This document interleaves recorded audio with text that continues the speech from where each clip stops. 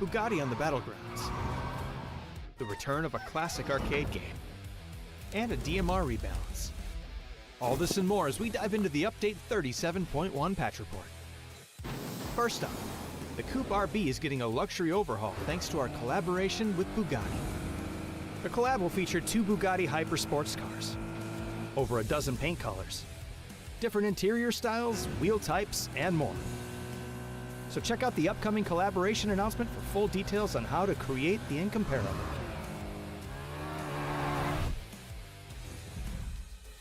Next up, we've officially implemented the DMR changes we introduced via Gunplay Labs. DMRs have seen a 12% damage decrease overall, and many have had their overall RPM reduced by about 45%. By adjusting DMRs, our goal is to expand the viable weapon choices across the battlegrounds, while keeping your choice of weapons strategic to your style and situation. Gunplay updates will continue every 2 months, and we'll be closely monitoring your feedback along the way. Next, grab your controller with those chicken-greased fingers because PUBG is coming back. For a limited time, you can drop back into the fan-favorite top-down 2D minigame we released back in 2021.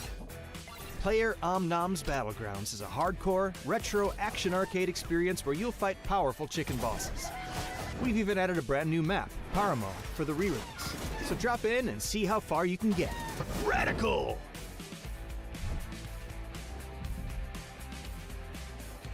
UGC Alpha is now officially live. From Update 37.1, all Battlegrounds Plus players can create UGC Alpha sessions. And we've added new sample modes as well. For more details, check out the patch notes and our official YouTube channel. Other changes include the addition of vending machines and destructible pots on Destin, and the removal of the Canted site. There's also a new rank season, a new Survivor Pass, and various bug fixes, so be sure to check out the patch notes for full details. Update 37.1 is here, so get creative with UGC Alpha, bust out the Bugatti, and turn Player Omnom into your next chicken dinner. We'll see you on the battlegrounds.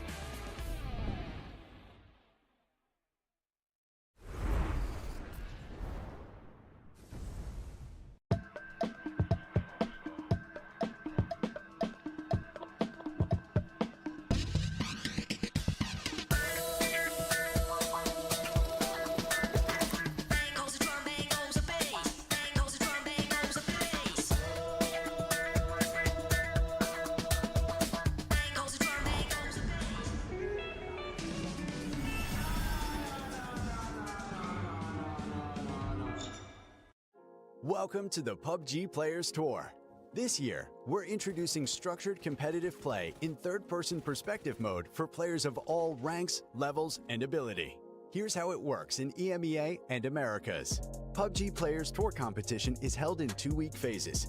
Each week, you and your squad can compete in player scrims. Think of these as a great alternative to ranked play. Each day of scrims will feature a variety of maps, with defined team and lobby sizes to ensure a balanced best-of-3 rounds. Teams will earn points based on their performance, and daily leaderboards will track their progress. When the scrims are over, the top teams will qualify for the PUBG Players Tour Cups, where they will be joined by up to 10 invited teams, featuring some of the best players in the region. Players' Cup leaderboards will track team performances across 2 days of play, with the top 8 squads progressing to the final round of competition. Players Masters are the pinnacle of the PUBG Players Tournament. 8 teams from each of the 2 cups will engage in fierce competition for a huge prize pool in each region across the PUBG Players Tour season. And for times when a Players Masters isn't scheduled, you can still get your PUBG Players Tour fix with Super Cups. These work just like Masters events, where again, 16 teams, 8 from each of the 2 previous Players Cups, compete for a share of the total cash prize pool. Welcome to the PUBG Players Tour. You know the game. Be a player.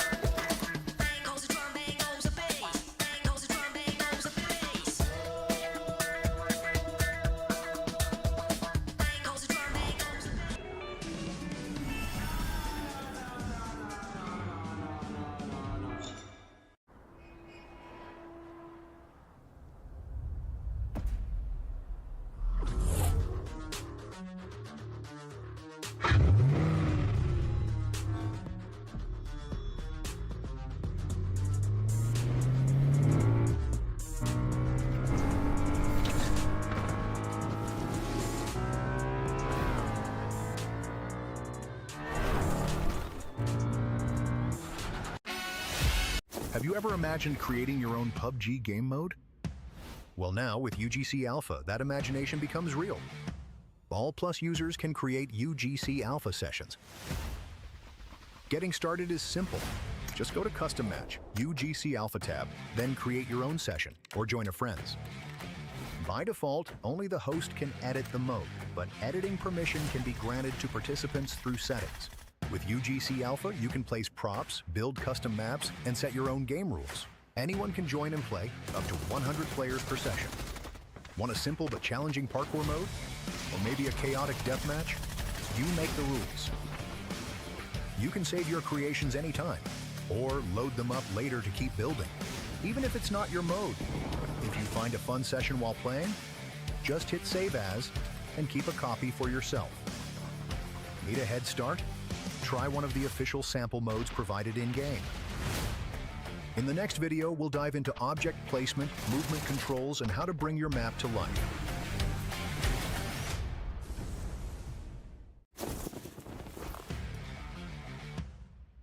You can use the standard WASD keys to walk around. Double-tap the spacebar to switch to flying mode. Tap C to descend and space again to go up. Hit B to enter build mode. Now you can start placing props and devices anywhere on the map. To open the full editor, press P to launch the Edit Manager. Here, you'll see all available props, from walls and stairs to full buildings. Click any object, then press 0 to 9 to assign it to a quick slot. You can now press that key to place the object instantly. Need to fine-tune? Use E and R to rotate or scale. Use F and G to adjust distance. Press X to lock to axes, and Y to ignore collision. Want to test gravity? Just hit T to toggle gravity on your object. You can also copy, delete, or multi-select with simple mouse clicks and hotkeys. Next up, we'll show you how to set the rules of your game. Rounds, respawns, teams, you control it all. Let's dive into the rules setting. Press P to open the Edit Manager, then switch to the Rule Set tab. Here, you can fully customize your game logic. Set the number of rounds. Choose a score limit or time limit to end each round. Define how many teams play, anywhere from 2 to 100. Set team size, 1 to 10 players per team. Enable or disable respawn, and set its cooldown timer. Add invincibility after respawn for smoother gameplay. By enabling fill test players, you can spawn dummy bots to test whether your custom mode is functioning properly. If you'd like to play a solo game instead of a team match, simply adjust the team count and team size settings in the rule setting menu. For example, if you want a 100-player free-for-all solo match, set team count to 100 and team size to 1. Next up, we'll introduce the devices.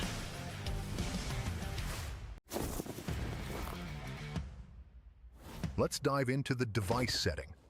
Devices are the logic blocks of your custom mode. They make things spawn, trigger, score, teleport, explode, and way more. Let's start with the core 4. The following 4 devices are essential for creating a basic game mode. Player spawn device controls where players appear. Player event device reacts to kills, survival, or any player action. Score manager device gives or removes score based on events.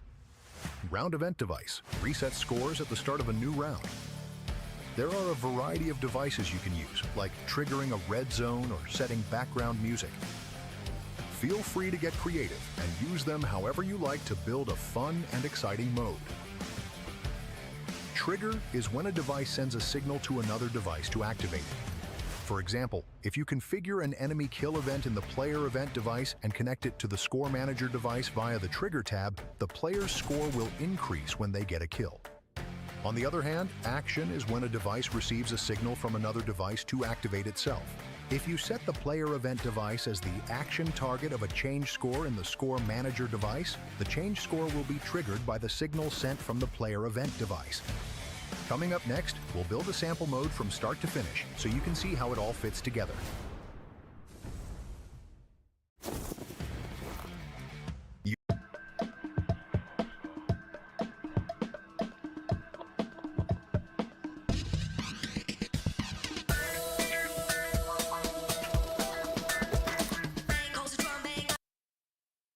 and welcome back everybody to the PUBG Players Tour. We have another evening of games for you guys, and this time I'm joined by the wonderful Felix. How you doing, man? It's good to be back. Yeah, Mark unfortunately got caught up in a snowstorm of some sort. Or might be a heat wave, I'm not so sure. Either way, he couldn't be here tonight, and luckily I can jump right in and guys through the evening together with you, Kovo. I'm excited for the games. Good teams. Yeah, stacked lobby tonight. We're going to get to that in a bit.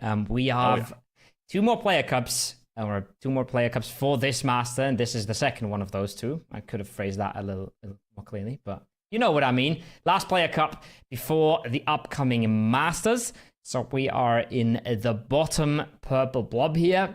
Player cup, best of 8 tonight and tomorrow. And the teams are going to be qualifying. The top 8 is going to be qualifying to Masters 3, Felix. Yeah, exactly. Similar as to how you guys have seen it throughout the last couple of weeks, rather months by this point. So nothing special, nothing surprising at this point. And as you've said as well, right? This is going to be interesting this time around, especially because we haven't had a lobby like this in quite some time. Oh yeah. Last week, I think the lobby was very, very different to what we had tonight. And you can understand it because, again, the Masters is the big thing. And we're already at the second to last Masters of the year, right? We are approaching Masters 3, which is going to be part of the qualification for Masters 4, which is going to be the biggest TPP event of the year. So all of the big teams are getting in gear and are hoping to lock in a qualification today and tomorrow. Yeah, we'll talk about the teams in a second. We also have some lineup changes on some of these teams, which is going to be interesting to talk about. But be reminded, once again, this is the Masters. So ultimately, we're going to see throughout this week is a lot more prize pool at hand as well. But we're going to get to all of that in a minute as well. Be reminded, this whole thing is happening on the NE side of things as well. So you essentially get a whole lot of action coming in throughout the next couple of days. Yes, 100%. And as we're going to look back a little bit at the last Player Cup, you can see that we had a lot of highlights. We had a lot of banger games. We had a lot of banger games for Esports, for example. Win or Die as well on the other side of things, looking fantastic. So there were some big names. There were some big teams in here. The old man T-Bone cleaning up a few games here or there. But now, this lobby, gonna get even more stacked than the last one. So I can't wait. Yeah, we saw big performances from more than just one team, but I'm especially happy you just mentioned them, right? Foot Esports. It's been ups and downs for them throughout this entirety of this year. There's been, obviously some new players being tried out or changed back and forth as well. So I'm excited to see where these guys will end up end of this year, especially considering I feel like T-Bone has found a lot more passion recently, especially with his podcast with Mark. Maybe that's the reason, but it feels good seeing him. Yeah. I sent him a quick message when he was clutching up that game that he had no right winning, and I was like, damn, I'm never calling you washed again, you know? And he said, yeah, I'm back. Oh yeah. So that's nice to see. That's good to see. And it's not easy. I'll be honest, it's not easy to keep the motivation up in PUBG at all times. It can be a cruel game, and I think Foot's been on the receiving end of that for the majority of the last 2 years, where they always miss out by just a few placements. And then the one time they made it to LAN, they really, really fumbled it there. So they've not had the highs that you can get in esports like PUBG, but they're still keeping on, and I love to see that. I remember Hive when they first jumped into the scene with this specific lineup, and we were all kind of surprised on how well they performed right off the bat, and seeing them back as well is a good sign. These guys keep improving as well. And there's so many teams we could talk about this, right, in this specific talking point in terms of improving. So many newcomers coming into TPP that we just haven't seen before, so many new names, and this is the beauty of it as well, right? We said at the very beginning when this TPP thing started, when we, got to win this tournament, the whole tournament series as a whole coming into play, we knew that there will be some new names, and it's really good to see not just old names but some new players coming into the mix as well. And I'm excited to see that in the Master Finals as well, because there will be some new players competing for the majority of that prize money that we will talk about as well for the very first time. Some will have their very first big experience this week. Yeah, absolutely. And there's the look at the teams for tonight and tomorrow, and you can already see some of the best in the world are here to play. Some of these teams were just fighting for the top of the Esports World Cup, and now they are here for your Players Tour. BB, FaZe, VP, GK, Navi, Ascend. Those are names that, they're forces to be reckoned with, but we have seen some of the smaller teams show the big dogs what's up and actually beat them to the punch. Yeah, 180R is always a team that you wouldn't put them in an EWC kind of bracket kind of team, but man, they are dangerous when it comes to TVP as well, and they can always upset you. Same probably goes for Conquest. Recently, they're performing really, really well. And obviously, Fairy Tail as well, right? I mean, yes, they've had ups and downs as well, but when they come swinging, they can definitely take it down as well. And at that point, it doesn't really matter if you're an EWC team or not. Truth be told, though, I gotta give, obviously, advantages to these EWC teams coming in, not just with the experience they've just had. Yes, it's been FAP as a comparison to TPP just now, but you come up with a tournament like this, you are still kind of hyped, I think. And yes, some of these teams haven't had the best performance as they probably would have wished, but they've been preparing so very much. They've all played a lot recently, not just in preparation for EWC, but in EWC as well. So I'm expecting big plays from these guys as well. Yeah, and this is one thing that they're going to have to get used to right away and right quickly. We'll talk about patches and the game changes in a bit, but the points-up format has changed again. This is interesting for viewers as well. We've gone from what Mark used to call the half-price chicken dinner to something that's essentially almost super again, but it's a -1 point on everything except first place. So you're taking away a significant amount of placement points here, even though it doesn't really look like it. But you're keeping the win important. I really like it. You can see it on the right. That's what we're doing here, and that's what we're going to continue doing for the rest of the year, I believe. And yeah, I'd be interested to hear your opinion on it, because I think it's just kind of like Super, but a little less on the placements. Yeah. I mean, there's new things being tried out. I kind of feel like you can practice and try all these different point formats as much as you like in scrims, and in theory you got to try it out sometimes, and I think that's exactly in my opinion, actually exactly what the Players Cups and the Masters are for. You have to try out new things in order to really get a grasp on what really works, and sometimes you will be surprised by the outcomes as well. I remember a while back, all the way when we first had the original point change from, going from a lot more placement point oriented point system to down to 1.1 kill and 10 points of chicken dinner. That wasn't always the case either, and there was backlash back then, so you can only really try out and see what it feels like if you actually do. And these, especially why these tournaments are so good for it, and I'm excited to see it. Oh, for sure. I'm excited to see it as well. Excited to see what the observers are cooking up for us. We had the beautiful plane for a shot to start us off. Benny, our main observer, he's known for missing those planes every now and then, but he cooked up a treat for us. And one thing I want to draw your attention to as well, look at the top middle of the map. Squeak It is standing in for Ascend tonight. Yeah, interesting. Most of you guys will know him in the chat. He's been streaming a lot as well, especially when he does play these open qualifiers. He's one of the players that is definitely known for his POV streams. And obviously, he's a very well-standard player as well. He's got 6 figures in prize pool, actually. In case you guys haven't seen him recently, yes, he's been retired for a year, but 2023 and all the years before that, he's been a stand-out player. He's played for Ents and so on and so forth. So he's not nobody by any means, but he hasn't played in a while, so I'm excited to see him perform. Yeah, he always gives me warm, fuzzy feelings to think about how he 1v4'd Mika's team once. That was great. that was a great time. That was a good time to be watching PUBG Esports. Hot drop though, invalid MR. Who else than Skills? They love their hot drops. They never back down.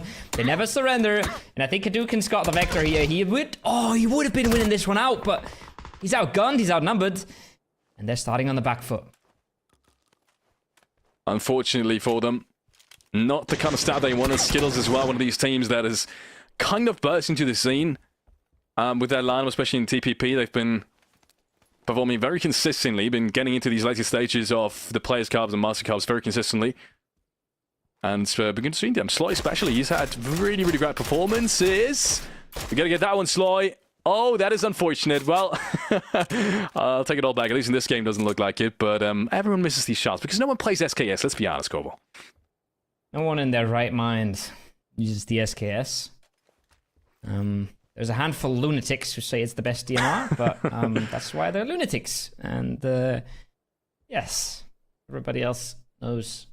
Not the gun you'd want. I'd pick the UMP on that range. I won't lie. I'd pick the UMP on that range. Just no recoil. You got to lead a lot, but collecting your bullets, it's not going to be all that hard. Winkley is bleeding out, though. So the clock is ticking for the Skittles. Oh. Slow and steady fight. So far, only that one knock from Skittles that can really be taken back and potentially revived. I don't even think that's going to happen, to be honest. With how fast he's been bleeding out and how good the angles are on some of these players, and they're already making their ways towards us. So I think Winkley's in a whole lot of trouble still. And unless Akimeri jumps out the window just about now, they might be able to delay this for long enough so that he bleeds out. Tough fight. It's exactly how you want to play it. Sometimes, even though you do have the man advantage, don't just rush in. You've got everything you need, right? You can just hold this one out. You know he can't be revived. Okay, so that makes a lot more sense. Didn't even realize Subila had that kind of angle. That's incredible. Yeah. So that makes any kind of rescue mission absolutely impossible. And that's how you want to play it, right? At this point, your timing's already off. You might as well play this one to the absolute safest way that you can, and that is just holding the angles and making sure you can isolate these players in the future. Even Akimeri can't really move out of this building. It's a pretty tough building to move out of. It's tricky. And now I can start tightening the screws here. Get the angles. Lock the place down. And the one advantage here that they have as well, looking at Wobble Swords, is they know where he is. They can lock him down, and then they can still have two players looting up all pieces of util or Panzerfaust or whatever they want. Try and finish this one out. If Sloy doesn't find that 1v1 that he wins out for himself, it should be firmly in the hands of Wobble Swords. And the meanwhile, if you look at the circle, this might just be, at least position-wise, the absolute worst case for a fight. At least timing really, really won't matter anymore. Not even for phase 2 potentially. VP though will find GCat. He's one of the players on the rotation. Diffix goes down. That's a huge pickup, especially for a player like Rexy. We've seen perform really, really well in recent times as well. He's been highlighted on the PUBG Esports channels for good reason. For very good reason. We even saw some warm-up practices and POV kind of angles while he was playing, and it's been a joy to watch. He's been absolutely perfect. VP just undergone lineup changes as well sometime back. Must have been 1.5 months ago already, so relatively fresh on these guys too, but they found their groove really, really fast as well. I'm surprised. That was good. It's good to watch them. One of the many teams who got within arm's length of winning EWC and then fell very far on the leaderboard, but realistically within 1 or 2 games of reaching the top. Crazy tournament that was to watch. If you haven't watched it, you missed out. Might want to go back on the VODs. I know there's a lot of PUBG viewers who enjoy watching the VODs regardless. This is a good example of what I was talking about. With the recent DMR nerf, the UMP puts up a real fight on these ranges now. And, well, Scaril does as well. Hakimari trying to third person around the corner, gets caught by Barizi. And just like that, 4v1 now in Valid MR. Yeah. Really well played. Gotta be honest, Skittles had no chance at any point in this fight. Barizi's gonna take down Hakimari as well. That was pretty dominant. And it's not an easy fight to take in Valid MR. Usually it's kind of results in trades here and there, because the sightlines are so very tough. If you land correctly, you will have sightlines on every single one of these players, or at least someone will have a sightline on you at the very least. If you're not careful enough, you can't really support your teammates, so it's just a whole lot of only ones, or just, holding angles and stuff, but they've been able to isolate these players really, really well.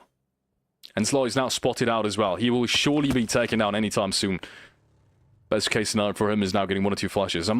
Might even be a chance that VA is not even going to take this. Might be a slight chance, but by the way the position, I doubt it. Yeah, I don't think he's getting much here. The question is, do they want to aggress it? Do they want to close it out? Maybe not give him a chance to get the blue chip rizzes as well, right? Maybe just don't let him get anything done.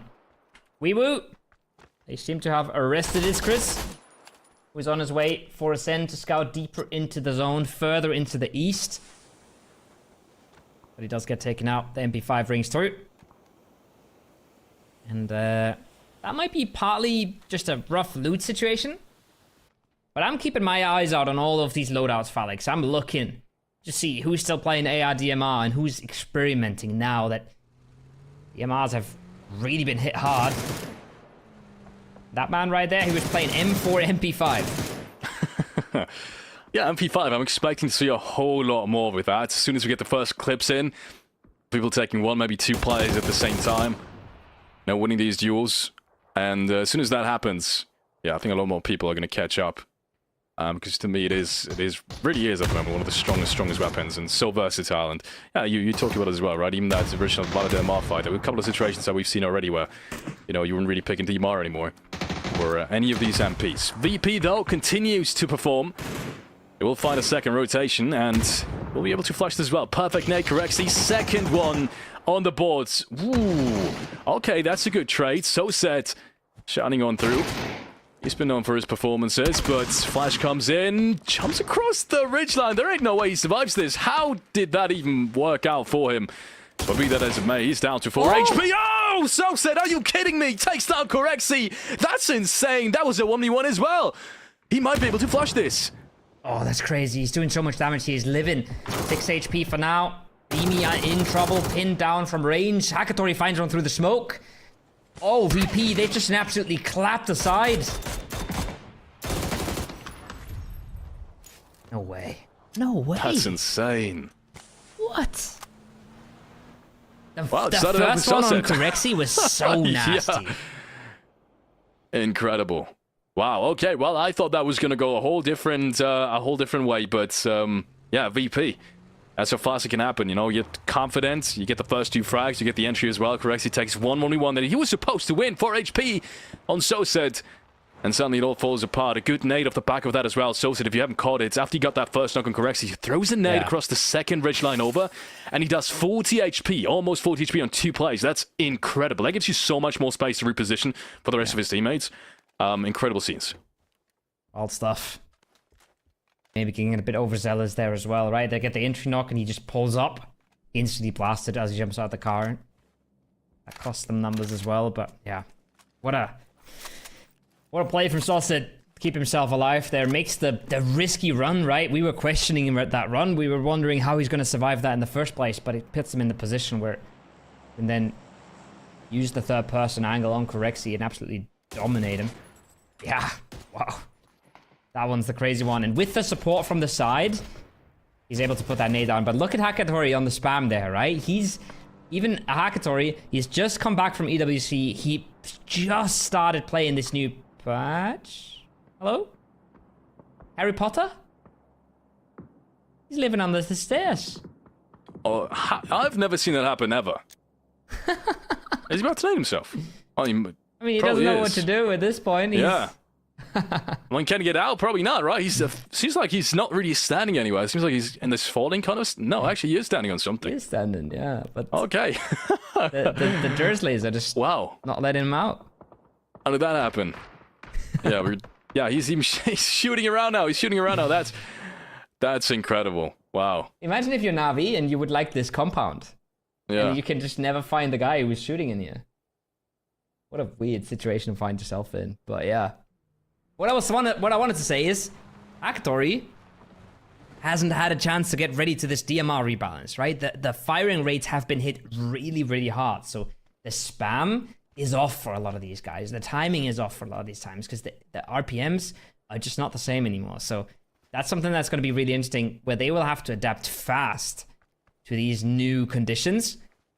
And you could see it in a few different situations there where pro players, especially those who were at EWC, haven't had the time to get that adjustment going. Yeah, I think it's definitely going to matter as much as you think it's going to matter, right? Every single one of these aim fights is definitely going to come down to how well you position yourself with some of these weapons, and if you're not only off in terms of the weapon you play, but also in terms of how you shoot the weapon. Yeah, it's definitely going to be a little bit of a new learning curve type of thing, and everyone else, as you've said, right, had that little bit of extra time to get used to it, to that new patch. Because I very, very highly doubt if you play a different patch, one of the biggest tournaments of the year, which was EWC, you're definitely not practicing this new patch at the same time. You're definitely not, right? It's the complete opposite. You don't want to touch that at all. You don't want to get your gameplay off. So yeah, it might just be one of the first times some of these EWC teams are now playing on this first new patch that we've just had recently, and especially the first big tournament that we will play on this patch. And there he goes. I think he might have just naded himself, unfortunately. He's given up. Theo, and I'm very sorry for you. Unfortunately, it's probably going to be the next game that you'll have to... Oh, there was a bike, so that must have been it. Yeah. Oh, I didn't even see that the first time.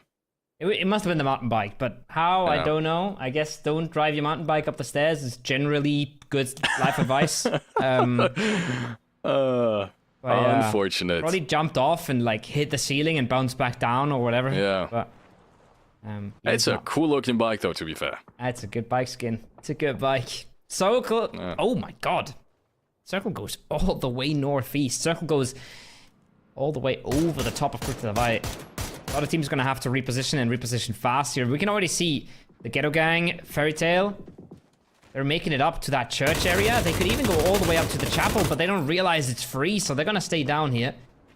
But whoever gets that chapel is going to be in a good spot coming in from the south. Full rotation now coming in from FaZe Clan. Cruz Del Valle is going to be the first real entry point for a lot of these teams now that are on this early rotate. I'm really surprised FaZe really does opt to go for it as well. They expected an ending somewhere close, and I'm guessing none of these other entry points aren't really open anymore. FaZe keeps on driving, though. They might just drive into Ascend, who found themselves a home on the opposing street side as well. Now, what the hell?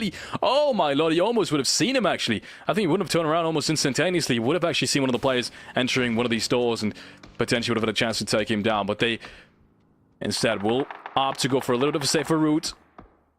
And FaZe Clan, now going relatively deep into the city, have secured themselves to the northeastern side of this part of the city as well, of Cruz Del Valle, which might be important later on. I'm surprised they haven't gone all the way through to the brick buildings either, because that would deny anyone else an entry over there. But I'm expecting that to happen sometime soon as well. I don't think they've really settled just yet. I think so too. They're gonna just prod a little bit for information. They're gonna see how much force meets them on the way there, and with Vard making so much ground so easily, I think we're gonna see the rest of the team follow up in a bit. Maybe try and keep a car with them. But yeah, there's a chance that they want to stick around here, but I would have thought as well that they would rather have an exit of the city than being stuck in the middle, despite it being slightly more central. Na'Vi, by the way, they got the res on Fairest, and they immediately lost him again. I think to Geek that was.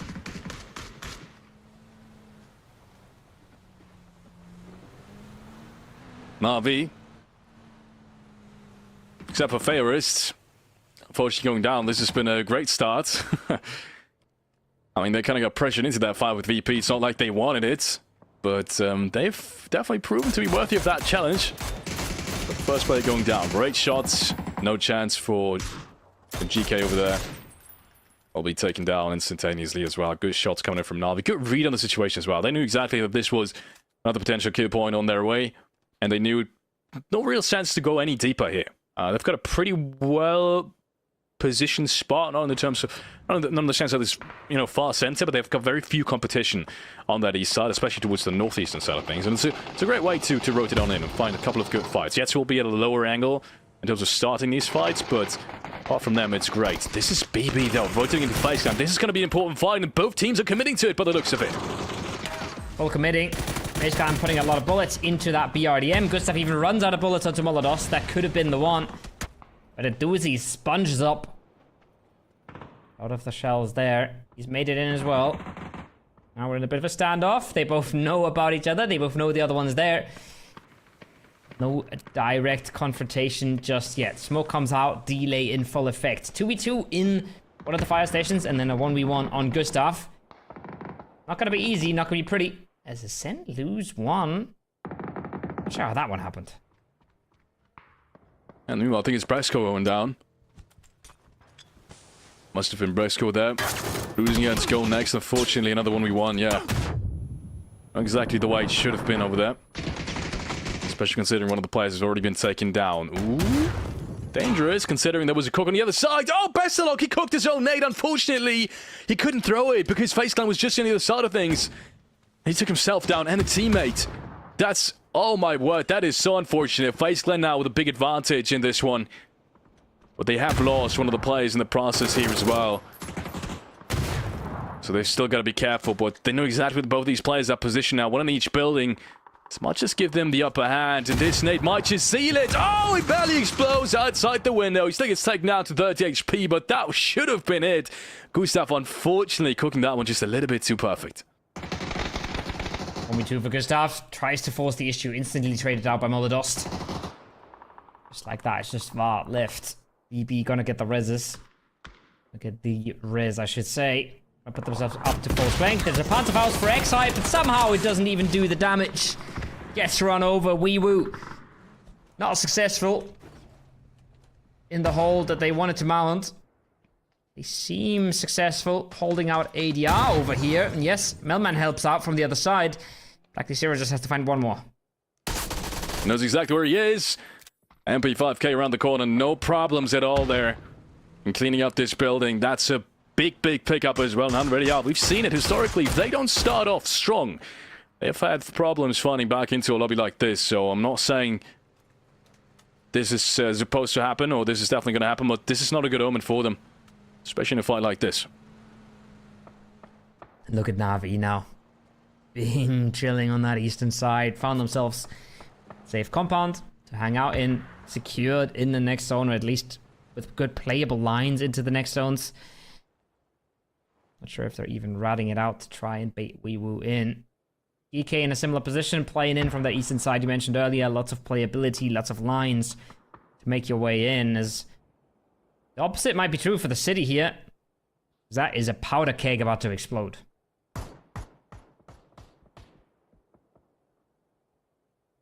You can see now GK, despite that pickup against Na'Vi, making their way in, and Na'Vi rotating off that, backing away from the fight for that first pickup. And you can tell why. This is what I talked about earlier. So much space outside of Cruz there, while still northeastern side of things were essentially completely clear. Everyone else that was on the eastern side kind of opted to go for a little bit of a more northern rotate. No one really rotated straight in. Yes, there's few positions, but there is this compound that somehow Na'Vi was still able to pick up. No one took that before them, and they even had a suboptimal timing. So I'm very surprised Na'Vi got that, but I'm happy for them as well. This is definitely a well thought out plan so far for them in this game, and it's been paying off. Absolutely. Krintner comes in. Should be locking horns with Blacknick Zero here in a bit. He's trying to get the util out. He's trying to get the pre-flash out, but gonna have a whole lot of numbers running over his ridge in a second. The MP5 has to do it again, but in a 1v3, I don't really fancy his chances. Hakatori from the back makes things even harder, and if it wasn't Hakatori, there were other players interested as well. Now BB trying to come in. They want to go for a different approach. They want to go for the big hill. They want to go maybe a bit more information before they make their move here. Good shots coming out from BB team as well. One of the players at least being taken down. Filthus has to be careful though. Yeah, yes, to support a lot. I don't think they're completely safe on that ridge line. Might be for the time being, but with one of the players going down already and them not being inside, I've got a whole lot more trouble right ahead of them, and we might just have the perfect opportunity. He's definitely going to pick that first aid. Oh, okay, what? What was that? Okay, so yeah, that makes a little more sense. Hakatori somehow, really somehow found that angle, and that angle must have been just right for that one take. That could have been dangerous to BB, but as I'm seeing it right now, BB, I've just made it up the hill line with two players, and I think they're doing exactly what they should be doing here. Clean out the last player up the top of the hillside, which is a tough fight to take, especially in third person, and so far it's not working out perfectly either. Third first already being taken down, and Vlad, except for Na'Vi, he doesn't really see any trouble whatsoever taking this one second as well. A doozy goes down. This is a great pickup, a great 1v2. Yes, it's a little bit easier and third person, but my goodness, these are some great players on the other side, and he still makes it work. Hold on for Weewoo. Brent trying to close things out here with a bit of util. Slow jacket should be easy pickings. He bounces over. Doesn't do the damage just yet. Two players up for the squad. Clean it up. Get the reses in a good position to fight from here. If these knocks don't get flushed, Grint is in a massive spot here. Fairy Tail is going to struggle a bit to get up the hill, especially with Fine behind them. Grint might be able to take control. Go next. One of the teams still struggling to get out of this city, as a lot of these teams have. We're still not even close to the big placement points. And yet we still have so many teams fighting on that edge of Cruz. That's the tough part. If it does shift out of it that much, and doesn't go towards the north side, which I think a lot of these teams were gambling for, especially FaZe Clan and Ascend, then it's really tough making it out. And Go next now finally being eliminated, but man, has that taken long. Fairy Tail being the ones to pick that one out. GK still in play as well, have to be mentioned. I talked about this earlier, and it still rings true. There's a lot of really great rotation paths on that southeastern side, especially if you're a team that's, rotating in on foot. Really good fighting ridge lines, which, if there's not too many teams at the same time, then you've got a little bit of a man advantage on most of the teams, which they do, or at least 3 players up. Then you've got a lot of playing room. You can put a lot of pressure on everyone else trying to rotate in, especially coming out of Cruise. And that's what GK is doing. That's what Na'Vi, I think, is doing in the next phase as well. It's a big fight. It's a big fight for this edge. It's a big fight for a good edge as well, but I almost want to give it to Fairy Tail here. They might not have the numbers, but they got the position and the position to put themselves in here. First nade comes out, well landed. Senka Pow Pow already out, and that's the numbers equalized. It's a chance for them to strike. Do the BFLers want this? That could make things more awkward. That could make things trickier. Especially because Fairy Tail have to put April here, and April is the one that would have another nade. That could absolutely spell disaster. For Krint on the other side here. This is a big angle though as well. Tough for him to make anything of that angle though, unfortunately. Krint has really locked them down. Just in general, I'm surprised for Fairy Tail and Krint at the same time. The way they're maneuvering around this, it's really not an easy fight to take, and really just not an easy position in general. And they've been doing it really well so far. Enix now with that nade. April with the pull-up. He takes him down to just about 10 HP, but the trade still hasn't happened. Shots from the distance coming in as well. Enix needs to take him down, and yes, he does. But it's not over just yet. The boom is still there in the distance. And Fairy Tail has lost a player in the meanwhile. It's been, well, I think that was April now being taken down once and for all. And if they're not fast enough, they might just follow suit. But GK, on the other hand, fights on their own as well, so third party's limited. GK are holding on against the Beer Fellas. Spyro is already on 8. He's looking to make that 10. He just needs to have one more bullet over the top. He'll get it. He'll get it any day of the week. And he'll go up to 10 frags in this one. Keeping GK in it. As Navi's been busy closing out the entire rest of the lobby. Sauce now going to collect the boom as well. Navi's on 8. Spyro is on 10. What is going on? That's completely absurd. That is insane. Spyro is putting on a show, and he's not looking to stop anytime soon. And we just saw what this man can do. And Navi has taken the ridge line. Maybe just a little bit too aggressive there. They've left some positions open. Maybe if they would have realized this, they could have actually found a position in the compound, which would have given them way better chance of winning this one. Because as of right now, especially with the extents rotating back into the compound, the shutdowns are going to be really difficult for them in phase 8. And you can see none of the players are already inside. Navi really has to give them the openings. And yes, they are playing aggressively. You can tell they've really closed down the distance, but some insane shots need to follow suit if they still want to clutch this and turn this around. Because once again, position-wise, Navi's got everything they need. Yeah. Huge advantage from Navi. They've put themselves in the position. They've put their best fragger in front with an MG3 as well. 16 bullets on Diffix, no helmet. It ain't looking that hot. Spyro is hot. He's warmed up. He couldn't be more warm, but I don't think they're ready for what's coming their way. I don't think they're ready for the setup. Wizzy, if he spots Susset, he could pose some issues. He's okay. He's getting close. He might be able to dislodge the setup, and yes, he spotted Hakatori. I just don't know if the rest of Geeky can peek over enough. But this is already enough to have Navi fall back to some degree and deny them some of these positions. You can see one of the players has essentially just gotten obsolete, right? Yeah. Yes, he can be supported from the distance, but he can't really peek anymore. He can't really play aggressively. The second player, not so much either. That's an insane rotation. It's good work from Quizzy, but again, still, they gotta find this with Util. They can't overpeak enough, or at least not long enough to really do the damage. That gas can might have almost found its mark, but how do you blow it up? Circle closing in, time's ticking. And Hakatori finds one. Yeah, that's disaster. Diffix gonna have such a hard time dislodging this, especially without a helmet, without a vest. Gonna go down to probably just Quizzy versus the entire Na'Vi here in seconds. Oh my word. There it is. Good, well played by Quizzy. Just not much to do there in the end. Yeah, look at these headshots. This is so disgusting. Like, you're in a lobby like this, and you can't even peek. You don't even have a chance. It's literally just pre-fire shots, wiggle peeks around the ridgeline, and that's exactly what happens to GK as well there in the end. Yes, obviously, position-wise, Na'Vi, big advantage, but we saw these shots there as well. That's just insane shots coming out from Na'Vi as well. Incredibly played. Yeah. And now they will just take this one cleanly, I'm very sure. Quizzy's barely able to peek this one. He hasn't got the hammer. One shot is needed. And there he goes. Na'Vi playing this one to perfection. I like it. I like it a lot. From the moment these guys have taken down VP, these guys have taken down one of the GK players on the other side. These guys actually met, if you remember correctly, way earlier. From that point onwards, I knew Na'Vi picked exactly the edge they should have picked. They denied everyone else access over that ridge line coming in from Cruz. And just a very clean game overall. Well played, Na'Vi. Yeah. Wild stuff from them, honestly. It's just, when you play against these guys, it's just not fun. When they pull out their DMRs, it just ain't fun. You saw it there. You got a bit of a taste of it, right? Quizzy's on the quick peaks. Quizzy is trying his very best and just gets destroyed every time he shows his body. Sosta there putting in some absolute work as well for Na'Vi. He's not the star player on the team by any means, but absolutely destroyed VP there. Absolutely send them packing as they come in hot and maybe a little overconfident.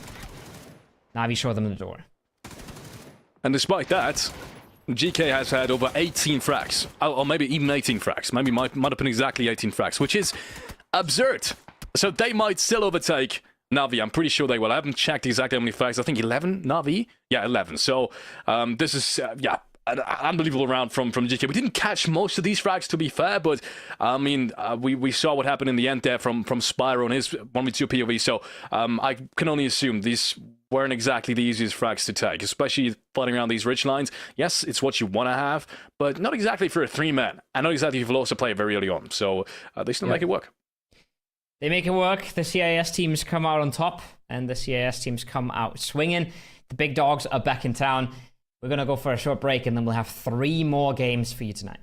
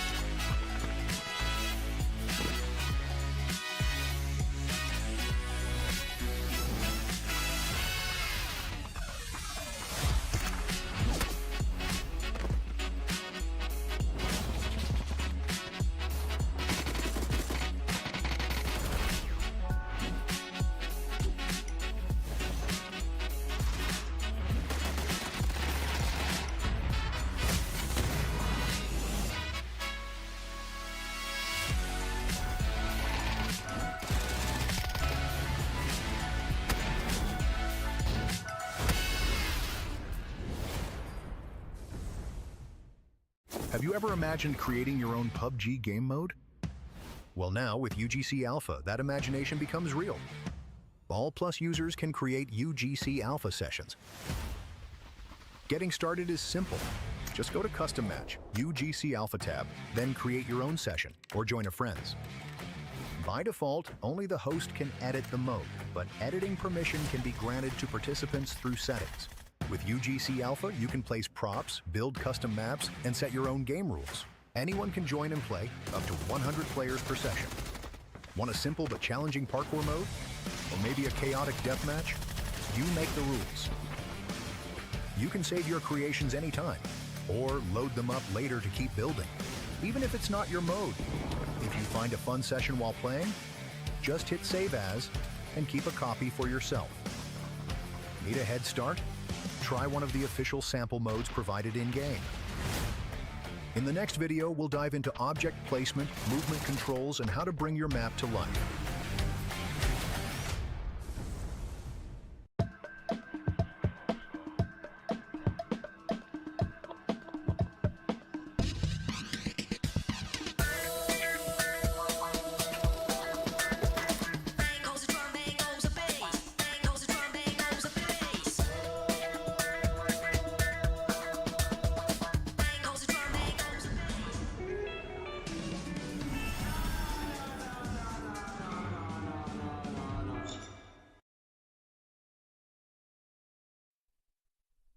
Welcome back, everybody. That was an absolute banger to start us off for the day. Miramar does not fail to deliver. I can't say what happened to GK. I don't really know where they picked up 10. I think I saw them kill one of Na'Vi, and then suddenly they were on 10. But they play an absolute banger, but the show gets stolen away by Na'Vi a bit at the end. Yeah, I think they cleaned up a lot of these plays that rotated out of Cruz there and tried to make it over the region on the southern side and tried to, kind of get away from Fairy Tail and the whole skirmish of everyone just trying to find some kind of position towards that eastern side of Cruz and position themselves well for the later phase as well. But that unfortunately wasn't possible. GK just held them down. And yeah, we're seeing it right now. 11 frags, 16 total. Na'Vi will still obviously take that one spot, 21 points.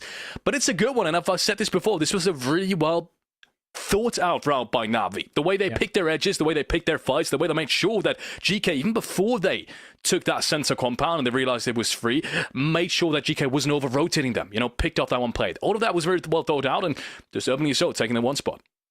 Yeah, absolutely. And also realizing, right, that they didn't have to hold all of the space in the world. They were down to 3 players, and they decided to pick a good compound with a lot of playable lines out of. So even if the zone would have gone west, they would have played into that same ridge that we saw Hakatori play in there towards the end, right? So they had a lot of options. They kept their options, but they also didn't want too much. And that's what really ended the game for them. Where some other teams, they were trying to play their way out of Cruz, and it just seemed impossible, right? There was just too many teams committed to Cruz so early. They couldn't all get out, and in the end, basically none of them got out successfully. Yeah, almost none of them. And this is why I was so surprised that some of these high caliber teams were actually committing to Cruz in the kind of with the kind of commitment that they were, right? FaZe Clan immediately rotating right into almost on circle pop as if that would have been the only real option. But if you actually took a deeper look into it, it kind of really was. All of the positions, especially towards the northern side, for all of the teams that came in from the western side, are already taken. And the only real entry point that you had to get at this point was really Cruz. And even BB team tried to make an entry that late because there was just no playing room anywhere whatsoever. And yeah, obviously because of the other teams coming into it, a lot of skirmishes, a lot of people losing players early on. That's why we saw a lot of these teams losing players and getting to later stages with a play down. I don't think we had I don't actually think we had a single 4-man team up phase 7 onwards or phase 6 even onwards, which is kind of absurd to think about. Yeah, it is a bit of the nature of the game, right? It is these new point formats, and it is also the third person coming in that just makes people go for these sneaky plays more, makes people go for these early picks. And one thing comes to mind is, remember, we saw It's Chris losing his life very, very early, far east in that circle.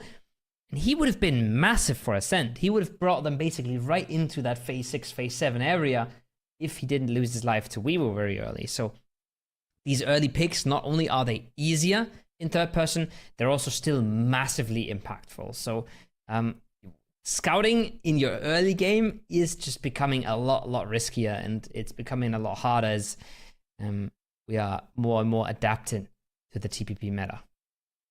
Oh, yeah. Adaptation. Keyword for this map as well. It's a far northern playing path. A lot of the teams will find their secondary loot spot here with this one, or will have to find their secondary spot. Na'Vi, towards the south, VP, all around that bridge area as we know them to be. Ascent all the way towards the north. Nothing special there either. And BB towards the top left. Circle does pop towards the... Interesting, towards the middle right. We've seen the circle a couple of times.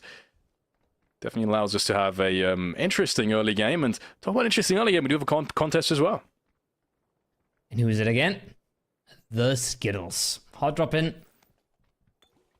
All the way through. They hot dropped their way all the way through the last player cup as well. And it actually cost them a top 8. They are mechanically... They were at least in that last lobby. I don't want to speak about this lobby because this lobby has raised the level of play quite a bit. But they were one of the best mechanical teams in that last lobby. But they spent the entire tournament hot dropping. And it actually cost them qualification to the Masters. So... They don't want to give that up. They want to stick to their guns. But we'll have to wait and see how it works out. So far, success hasn't been theirs.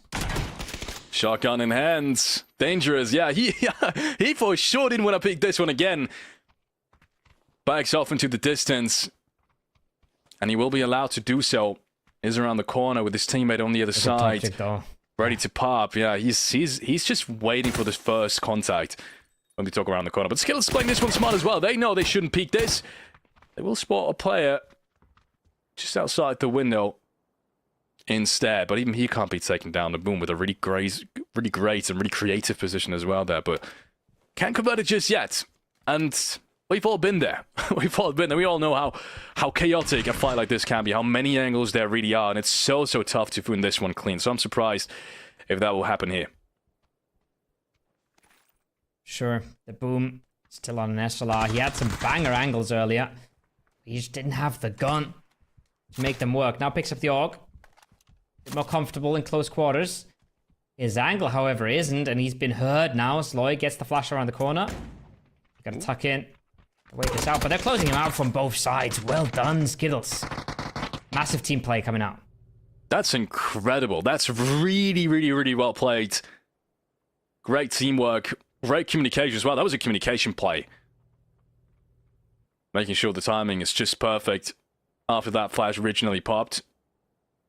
Great utility play as well. And just like that, just 2 players remaining, but the danger still stands. That's the difficult thing about this building. There's so many angles, and this is why I originally, everyone's gone there for the hard job. I've kind of lost my faith in this one. It's so tough to survive here. A million angles you really do have to check. And this is the first one that they will not check, unfortunately. Topike is able to take down the first one. Hakimera was that for the trade almost.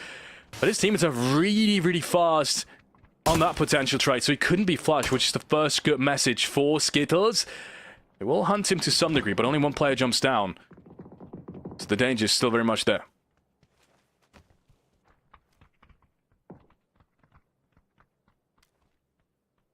Always a bit of danger. It's been reduced significantly when the blue chips came in. You can now afford to lose a member. This is still a 4v2. We've seen stranger things. We've seen Sauced destroy entire VP almost. Not by himself, but definitely in a 2 versus 4 scenario. So they know they want to take their time with this. They want to make sure that they grouped up well. Closing out their angles, they're not making mistakes. Seen this before as well. Valle del Mar has been the kind of city of choice back then. This time around a little bit different, but kind of the same result, except 2 players might just make their way outside of it.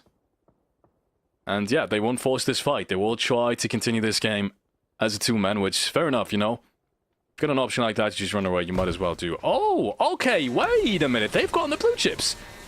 They have gotten the blue chips, ladies and gentlemen. They will be in for another chance. We'll see if it really does catch everyone, if they really will be able to take both. I'm not so sure yet. I feel like one of the players shouldn't have been able to get back. I wouldn't really know how they would have gotten the player down left inside the building, or at least I haven't caught it. Leave it as if may. That is a pretty well thought out play, and I'm surprised Skills didn't think of it. That's well done. Catch them off guard. I don't think they would have expected that risk to be taken. They probably expected them to hunker down and stop moving. But yeah, again, well done. And they won't have to wait very long. I think the next plane's leaving in 2 seconds. Looking at the map, so they are going to get a player back nice and fast. And they're not even the only one to do that. Also going to have... Might be, I think, the Vorpal Swords. Hard to pick that out at the moment. Just looking at the map. But yeah, I think it's the Vorpal Swords getting one back. And then it's Melman coming back as well. Going back up to 63 players in the lobby.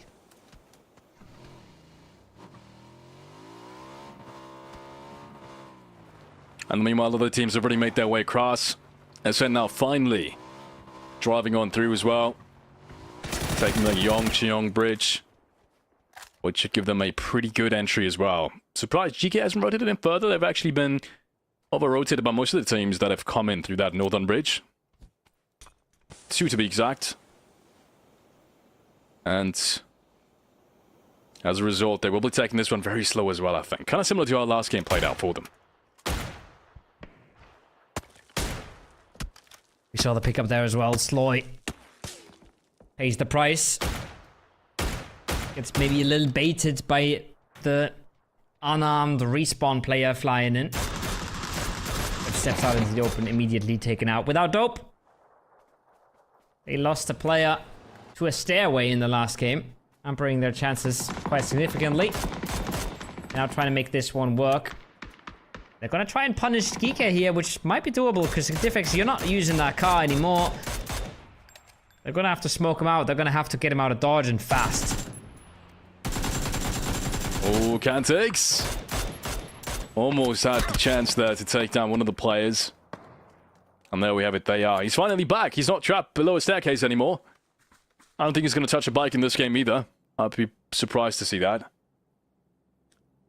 And thus... it's the 4 man. Kicking and playing through on a rather tough edge as well. That has to be said. Conquest, in the meanwhile, I haven't really seen much from them in the first game either. Trying to take down Ascent, I can only assume. That's a massive nade. If you hit that, that will... oh, okay, that's pretty close, actually. Oh, not bad. Actually, not bad. That must have been a 500, 600 mortar almost. I mean, not bad. Not far off. The question is... when is Itzris going to really stick around to just get mortared? I'm not sure, but I guess it scares him off. I guess it pushes him off. Maybe buys him a little bit of time. Ascend sort of wrapping around this northern side. Getting him involved in multiple aspects of it. They're also sneaking up to ADR on the mountaintop a little bit. That's what the helly. Or Brexico. We're all assuming. We're all pretty sure that's Brexico. Not a name I would have seen Brexico using, but... hey man, I'm not one to judge.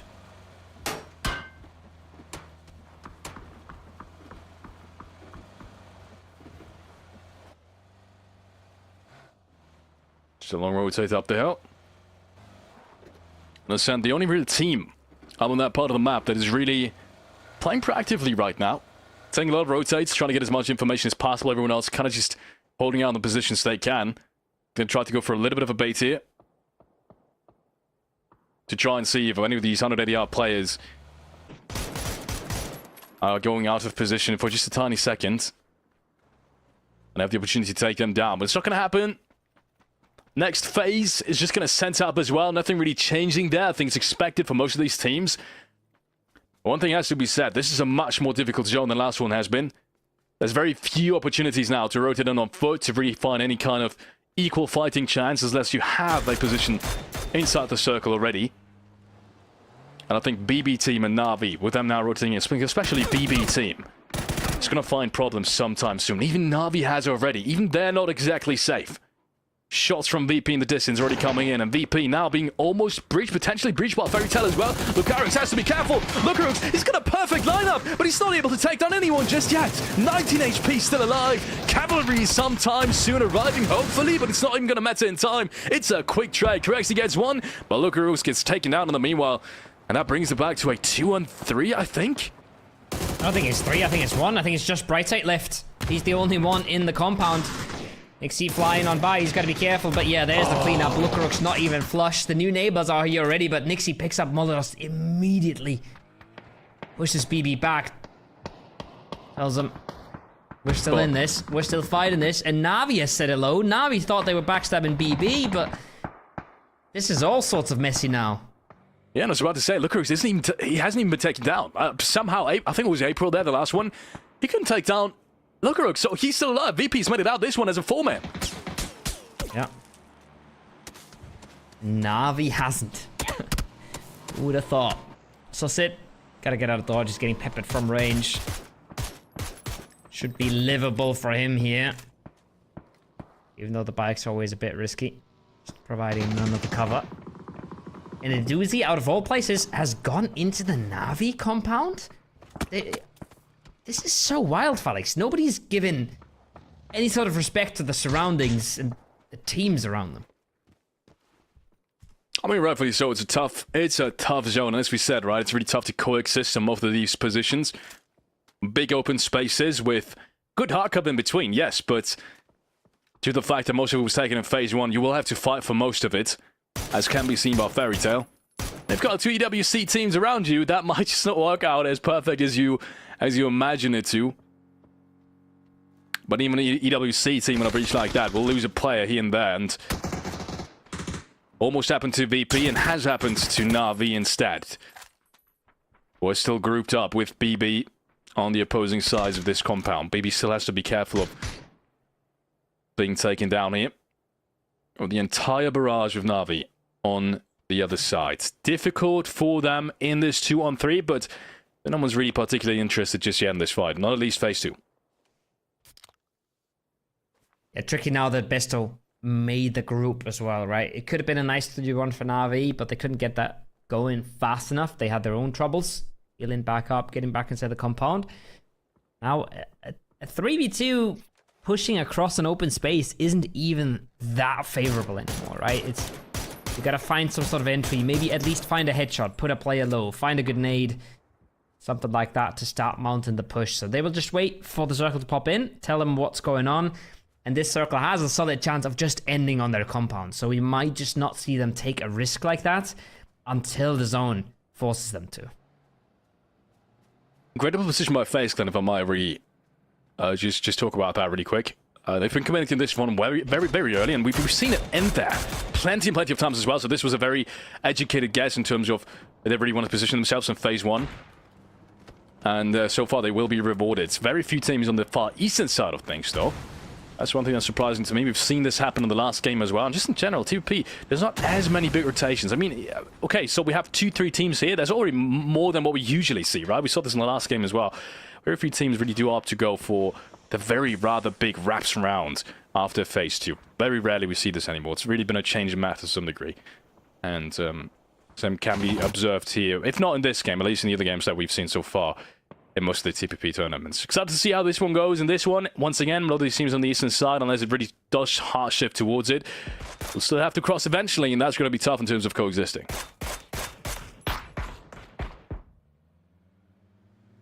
Looking like Ascent has spotted the compound being free. Spotted that this might be a chance. They're going to reset in here for a bit. Figure out what they want to do from here. Get the car safe. Get the information game going. Understand what they want from this game before they make any rash decision. Some of the things on the southern side, the BFLS, they swing east. They can swing into the forest here. They can survive for another bit. You just got to be careful about other teams trying to do the same. Because we see it on the map. They don't know. We see it on the map without dope. Far off in the distance, they got some of the blue chip reses. And they're probably going to be sneaking into the same kind of forest. Good information here. But, despite that, I'm not sure if that was his own decision to stay that far back in the blue zone. I cannot imagine so. Same happening here. Madman is going to have to help his teammate back up. Going to get spotted. Oh, my word. That is an insane shot on Sibila. Might even have the opportunity to take down a second one. Senko actually flushes the first one. Gets spotted from the very last play on the rotation, unfortunately, though. Razor is there to take him down. Quick headshot. With another DMR, interestingly enough.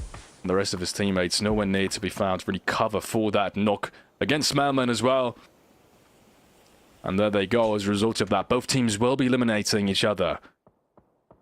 one by one. We'll be trading each other out. Not pretty worth it for any of these, unfortunately. No. But you can't really cover yourself against that knock from Melman, can you? Avi coming in as well. Exhausted with a bit of third-party action. And all of this fight is in phase for Blue. It's chunking. Even if you're coming out of it, you would be coming out without any meds. And now X-Rays is going to go down. If not to the zone, then to a Dukin. And just like that, Slide Jacket last one up. He's got to loot all of his teammates for meds here to even have a chance to stay alive. But even then, where does he go after? I'm not so sure. Phase 4 has come in. It's gone to the riverbed. It's gone onto FaZe Clan, who have grouped, wisely so. And everybody else is just left busy picking up the pieces, scrapping for tiny bits of space in the zone. Well, folks. Makes as well into the building. The beer fellas, we've seen them time and time again as well. It can be a really, really good surprise when it comes to team fighting. Even against some of these more experienced teams. If we're talking about new players potentially in the Master Finals, they can be one of them. But there is another big round needed. 2 big rounds, actually, after that first game. As they will try to make their way into the top 8 as well. Versace, just behind the corner here. I think this one's slow and steady. There is 3 players on the other side after all, and they are at a man disadvantage. The only good thing about this, excuse me, 2 players actually. No, 3 players. The only good thing about this is the 4th player is not in this compound. For a second I thought there was another one rotating in, but no. It is indeed 3 players in the compound. Same could be said about Go next against Conquest here. Main advantage, but still a lot of work ahead of them. So many standoffs in these compounds. Now Weeble trying to reinforce, trying to clear out the beer fellas. They want to do so quickly because they want to continue playing this game. They want to continue playing for space in the riverbed. They don't want to get locked out by neighbors that are already locking on the door. Just look at the bottom of the minimap. Already another team coming in. Crumble Cookie gets himself the first, and X-Type gets the second with the P90. So they clean this up, but they might have already opened themselves up for a bit of a third party here. Julian on the outside wall immediately caught Felix. And that's the door open. But without Dope, they find a second. Ooh. That's the P90 out of the question as well. That's massive. Yeah, that's insane. And they must have spotted that P90 as well. They will surely try and pick that one up from the grounds. That's BB trying to rotate in, and I've talked about this a million times by now. It's such a tough zone to rotate in. If you don't have a spot right now and you're not competing for anything on the outsides of it, and you haven't made your way to the compound already, it's almost impossible to drive through anywhere. Any position here is just going to be blown apart by anyone that's already found themselves a good spot. These are actually the kind of situations where, you know, such an early rotate that we've seen for FaZe Clan is still very valuable. More shots coming out now. Last player's been spotted as well. Even he couldn't do anything anymore with his big gun. And the same might just happen to GK, although they are standing very strong. First couple of knocks towards Ascend. Gotta be careful though, because Diffex is knocked. Squeaky is on 1 HP. He's being spotted out as well. Traded by Kilyakai, but he should be spotted out any second as well. But despite him finally falling, he's done a lot of damage. And the time that he has stood tall. And Diffix and Spyro have to be careful now of not being flushed apart from the distance. I think there's one good rock that covers Spyro just barely. He's a little bit more fortunate than Diffix. It seems like the angles on Diffix are good enough for him to stay alive. They might just reset fully from this. Yeah, they just absolutely destroy Ascend as well, right? Wrapped around them. Punish them from both sides. Diffix with a double nade or 2 nades for the first 2 knocks, and then they clean it up. GK. They take a lot of damage, as you said, but none of that is permanent. All of that is temporary, so they can recover and they can still play another good game from here. Again, as you said, a tough circle to get themselves into, but they've already done the work. Incredible. Okay, Mary, my words. Takes down Wabuki. This is what I'm talking about, right? You can never be too sure of winning any aim fight in this lobby, despite having some less experienced teams in there. You will be surprised at what they shoot back at you. Incredible scenes coming out from Mary. Not for the first time either. He does get the second flash off the back of that as well. Hicks. Flash 2. And now that means just 1 player left standing. And he's known as well. And they will have to take him down, so I wouldn't be surprised if Skittles closes the distance now. Oh Flash my word. round. This is a perfect flash. Oh my words. Oh my goodness. What a flash. Perfectly cooked. through the building, pops exactly right on top of the forehead of the player on the other side. And that's an easy pickup for him. Great utility usage. Second time, right? Remember the flash in terminal as well? These guys are cooking with the util, with the team play. Makes it so much weirder to see them throw away tournaments for hot drops. So we know what they can do when they're on. Go next. Been blasted a bit by Conquest on the other side. Now, I try and get the reses, or as many of the reses as you can. Acalypto's already crawling for the information. They should get one of these reses off, but still outnumbered. It's another flash around the corner. It's another lineup, and it's a big transfer.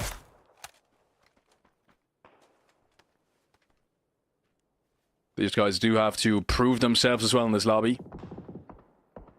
So far, isn't working out too bad. Not too shabby. 4 frags being picked up. Potentially 5 with VP in the distance there. Being spotted out, just a sole player, but he should be able to rotate off as soon as he wants to. Next zone, though. This is going to be impactful. Jumps back over to FaZe Clan, who hasn't really had any trouble in this game whatsoever. They've essentially gotten 6 phases in a row, which, to be fair, with that position, was kind of to be expected. I've talked about it. We've seen the circle a couple of times already. We know about the circle heat maps, but be that as it may, can never count on it, and FaZe Clan will benefit from it either way. Nevertheless, already almost securing placement points. Be reminded it is 6th place this time around. The placement points restart. All placements are -1 except the win, which means that 7th and 8th end up on 0. Not something I think I'm necessarily opposed to. Conquest gets some knocks into Geekai. VP is trying to hold out as much as they can from that without dope squad. They want to keep more space for themselves. They want to maybe wrap down their late as well themselves. They would love to do some damage here, but it's gotten even harder with the recent DMR nerfs, but never mind. There's one onto Quintex. EMEA has gotten himself the angle. He's looking for the nade. That should be a little short. The other one, though, not bad at all. They follow it up. Can they find one more? It doesn't matter. Shots come through the smoke. Just like that, VP. They're getting the work done. Great stuff, VP. Picking the exactly perfect timing. I went to start this fight and knew exactly a zone before that. A little bit too risky, yet wait for the rest of the teams to fight. Wait for the rest of the teams to have to move, especially talking about Conquest, talking about GK on the edges there. And if they do find the opening, then we actually go for it. And that's exactly what they did, finding 2 more players on that edge. That's the methodical and well thought out plays that we were used to from VP. Not only here, but also in EWC that we've just seen during the last couple of weeks. So, great stuff from them once more. The position they have, they might be one of the few teams that actually, potentially, I'm yet to see how Phase 7 shifts, but actually have a good chance of contesting Phase with his win. Probably the only team that has a chance at it.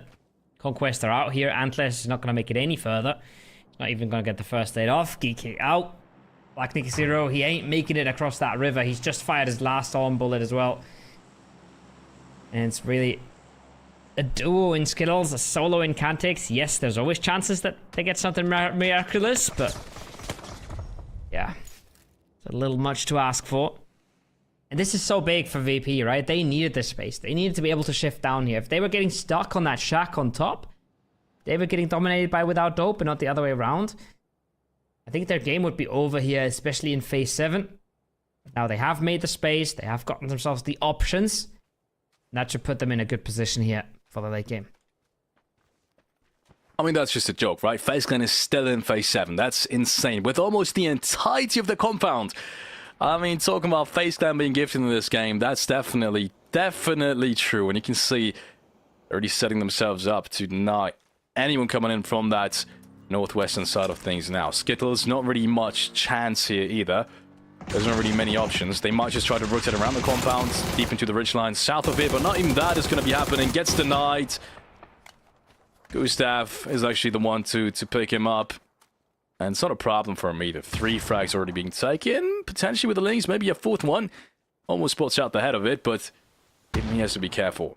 for not being spotted out by VP. This would be disaster right now. If they lose a player to VP, then I'd actually, maybe even, depending on how VP reacts to it, give high chances of winning here to VP, but once again, they've lost a player as well, and with Gustav taking that rotate, that's a ballsy one. Oh my word, Gustav takes the complete opposite side of the map. Obviously, they can do so only because they've gotten the compound and they're 4 players up, but that's a ballsy rotate. They must have had a really great grasp on who's allowed right now, because this one wasn't cleared particularly well. But they must have tracked the kill feed so very much that they knew exactly, it's only exactly these 4 players left standing. 3 from VP and 1 from Skittles. Yeah, well done. Well done on that move. He cuts out so many angles. You could see Corexi was trying to contest it at first, but then quickly realizes he's got to step away. He's got to give that up. The only problem is VP have now had a good minute to make their decision on what they want to do with it, and they can set up a punish. They can set up a 3v1 onto Gustav, and they're doing this right now. They know they have to force the issue. They know it's not easy, but they know that they have to. Just like that, this is going to be a quick flush onto Gustav. And a potential res maybe for VP. Yeah, they need that res. But I think it's going to be tough. They need to really commit for that res. They are driving there right now, but FaceTime knows this as well. They're trying to deny it, and the Lynx in play is going to do exactly that. And VP down to just 2 players now. That's a good nade as well. It goes a little bit too far, unfortunately. That's the problem with throwing nades down the hill. It remains a 2v3, and VP can never be counted out. Still worth it for VP. Their game was over with Gustav in that position, so they do what they have to do. They do take the risk that they feel like they need to take, and they were absolutely right in doing so. Now Nixie's trying to spot over the smoke. He's trying to get something going. If he can win this against James, it would be absolutely massive. But James is the nade god for a reason. Lands a molly on his feet. Sends him back down. Buys more time for FaZe Clan. Another nade that doesn't find its target, unfortunately. VP now.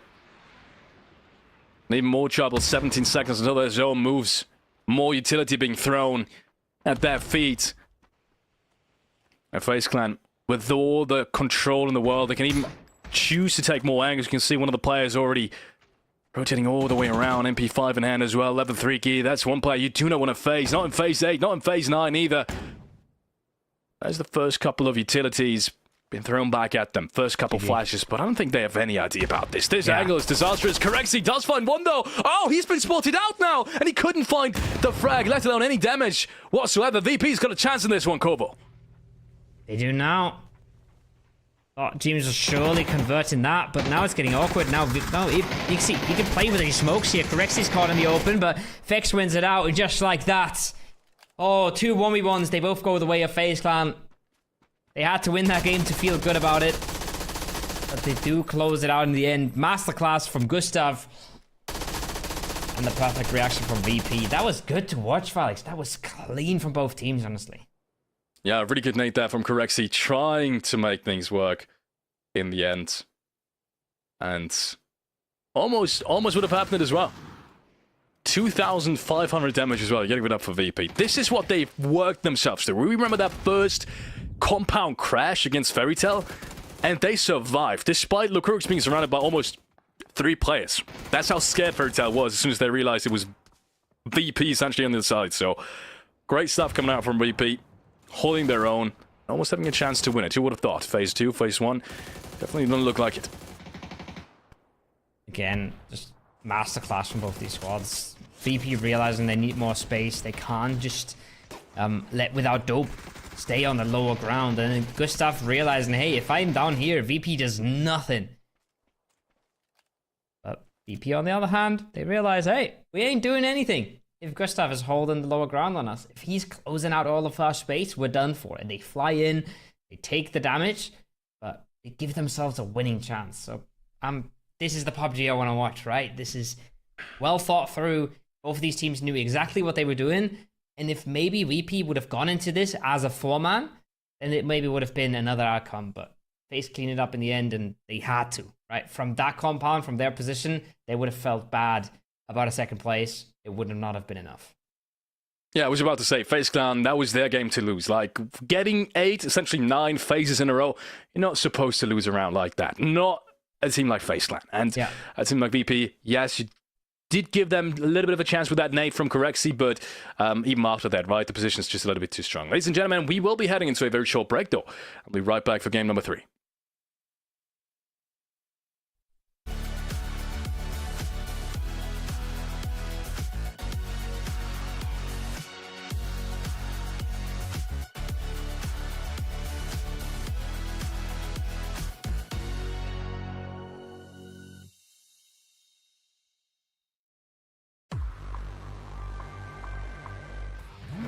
Bugatti on the battlegrounds, the return of a classic arcade game, and a DMR rebalance.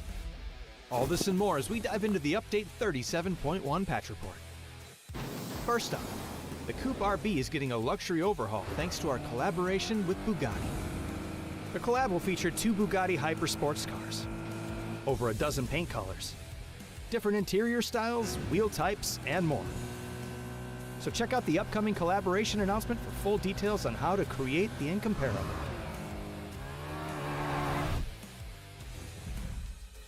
Next up, we've officially implemented the DMR changes we introduced via Gunplay Labs. DMRs have seen a 12% damage decrease overall, and many have had their overall RPM reduced by about 45%. By adjusting DMRs, our goal is to expand the viable weapon choices across the battlegrounds, while keeping your choice of weapons strategic to your style and situation. Gunplay updates will continue every 2 months, and we'll be closely monitoring your feedback along the way. Next, grab your controller with those chicken-greased fingers because PUBG is coming back. For a limited time, you can drop back into the fan-favorite top-down 2D minigame we released back in 2021. Player Omnom's Battlegrounds is a hardcore, retro action arcade experience where you'll fight powerful chicken bosses. We've even added a brand new map, Paramo, for the re-release. So drop in and see how far you can get. Radical!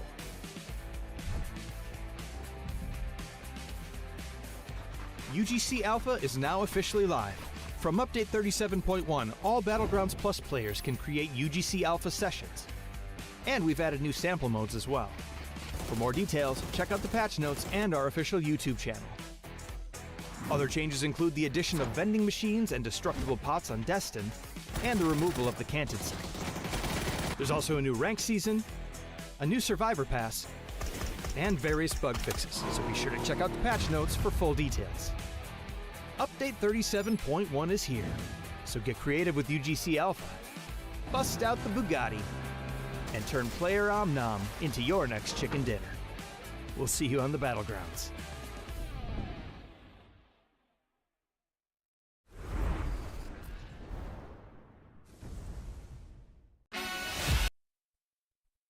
And we are back. Halfway point of the night already. Quarter through the tournament. That's how fast these go. We're only going to play 8 games, so we've already got 2 in the bag.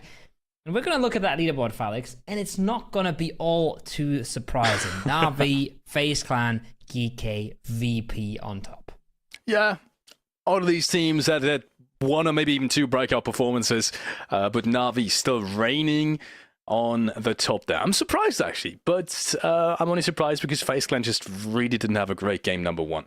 Be that as it may, especially in a best of 4, this is a good amount of points to already have for the first 2 games, and I'm not worried about any of these teams anymore. Yeah, not at all. I mean, anything can happen, but this right now is looking pretty top heavy for a 2-game leaderboard. Ascend as well on the bottom with 0. Yes, they're playing with a sub, but really, really slow start for them. And then BB with 7. 7 points is fine for 2 games, right? When they weren't really your games, we touched on it. The circle was really hard on that Tego game.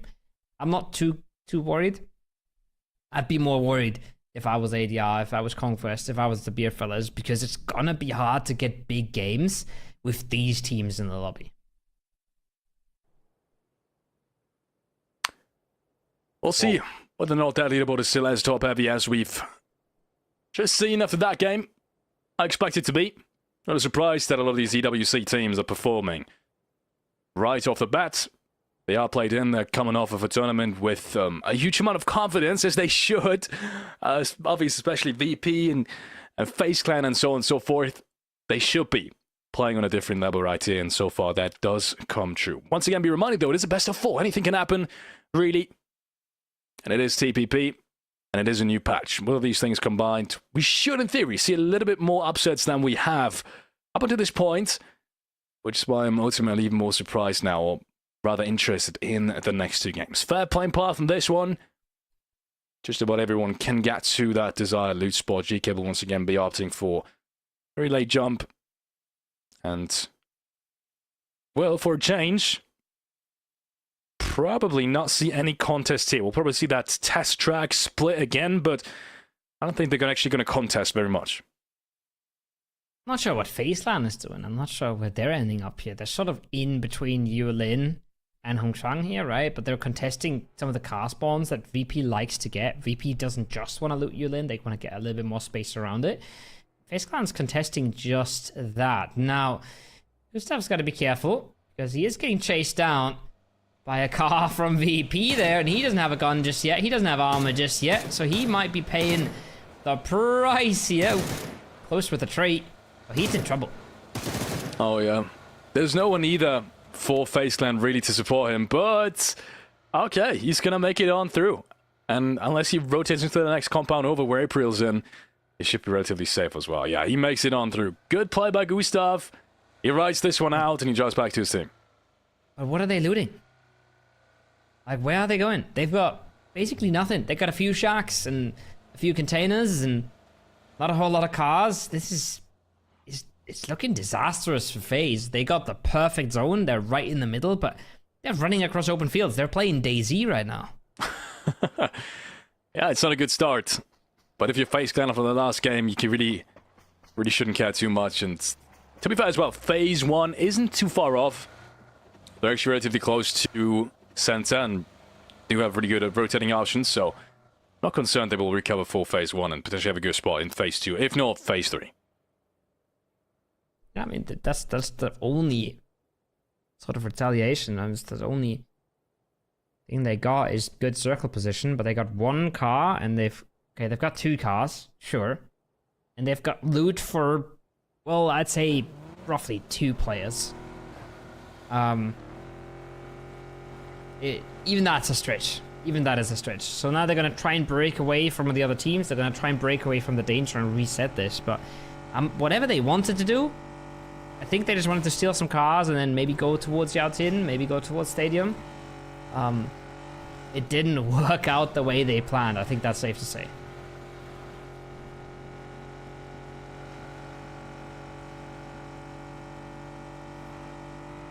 We'll see where they end up. I'm actually kind of surprised as well. It's kind of a surprise bag at this point. We won't really know where they, are heading to. And this one doesn't seem like the perfect spot. Oh, Cramsy's rotating out of this one. He's actually scared. Yeah, of course he isn't. Oh. Of course he doesn't know, because who in their right mind would rotate into you in Phase 1? In Phase 1, and yeah, this is there ain't no way FaZe Clan is making it out of this one. Rotating straight into Conquest, who've had plenty of time to loot. First player already goes down. It is at least a trade. That's one thing they've got going for them. But the second player falls immediately as he tries to make his way into the compound. But Conquest is ready for it. And of course they are. This is a loot delivery, kill point delivery, as best as you could potentially have in Phase 1. Yeah. And that's, I think, Gustav and Fix, who have 0 items to their name still. That's two naked dudes chilling in the car, having a good time. FaZe Clan with a bang in the last one, sending it right back down the gutter in true FaZe Clan fashion. Consistency was never a strong point, but this one, I think you have to write this one off. They just had a plan to go Joutin, and no part of that plan worked the way they intended it to.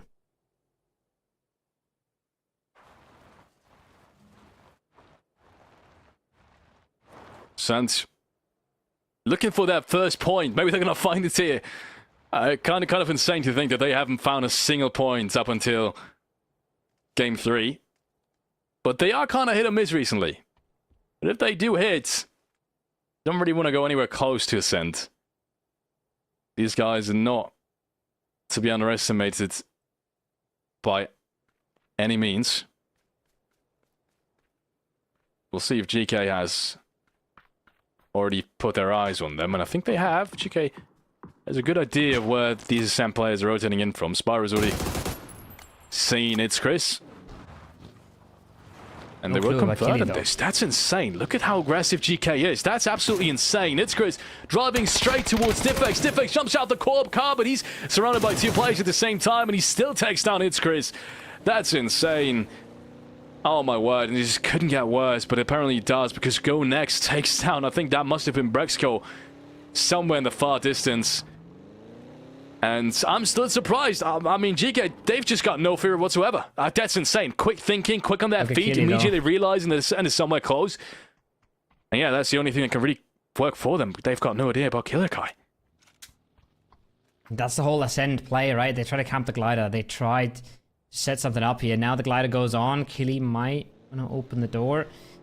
But at this point, maybe he just hangs around for the blue chips. No, he wants to take up Pudetta, and he will take up Pudetta, and he will confirm that point. First one on the board for Ascend. How much more can they really do here? I'm not sure. Yeah, Squeaky really has to come in clutch now, because obviously Killer is surrounded at this point. Maybe that smoke, he's found himself a little bit more breathing room, because Diffex is in the side, but he's already got a nade in his hand.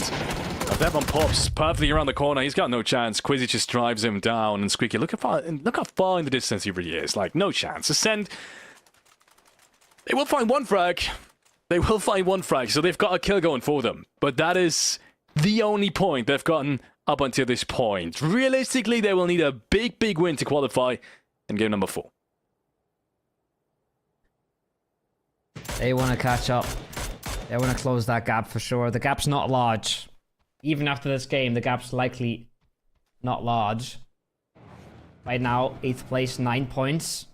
Might go up to maybe 13, 14, something like that, but they're going to stay in reach. The more problematic is the mental, right? It's staying in a positive mindset, staying in a confident mindset, coming back from these games. They have that experience. They can do it. But it's definitely not a great look.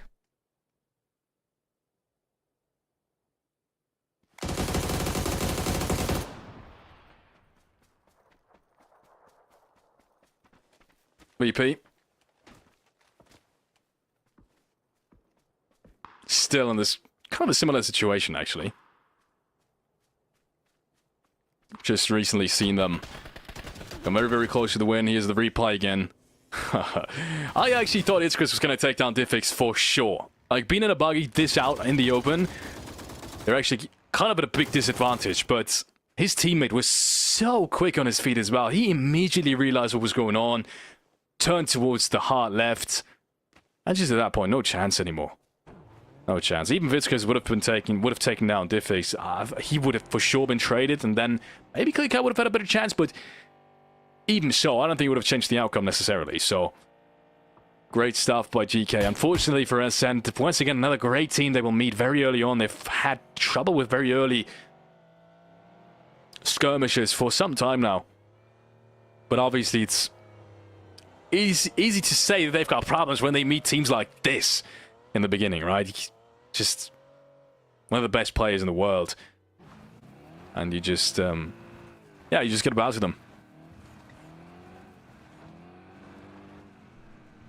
Curious as well how many blue chips Squeak is really going to get. It's a good chance that GK blew at least 2 of them up.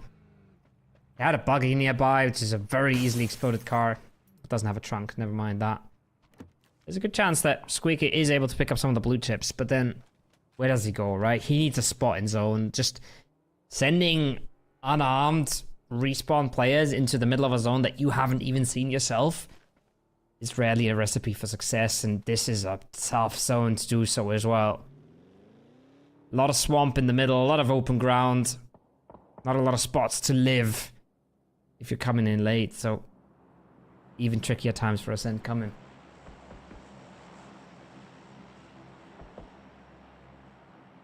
Tough circle shift again. northwest. Good shift for Na'Vi, that has to be said.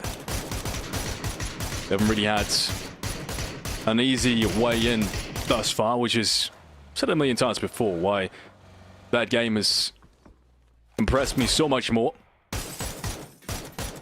By comparison to game number 2, that was really just largely decided by FaZe Clan, obviously. Getting the circles, as tough as it sounds. A team like FaZe Clan really doesn't give it away. But still, not an easy circle to play just in general. You can see this. There's very few spots to really just get a good grasp on the circle. Get a lot of information going your way. Very dangerous. In this map in general, we've seen this time and time again. You stop for an information play like this, you try to scout a little bit. Sidelines are very much open on plenty of these scouting positions. It's just really tough to scout into some of these compounds as well, right?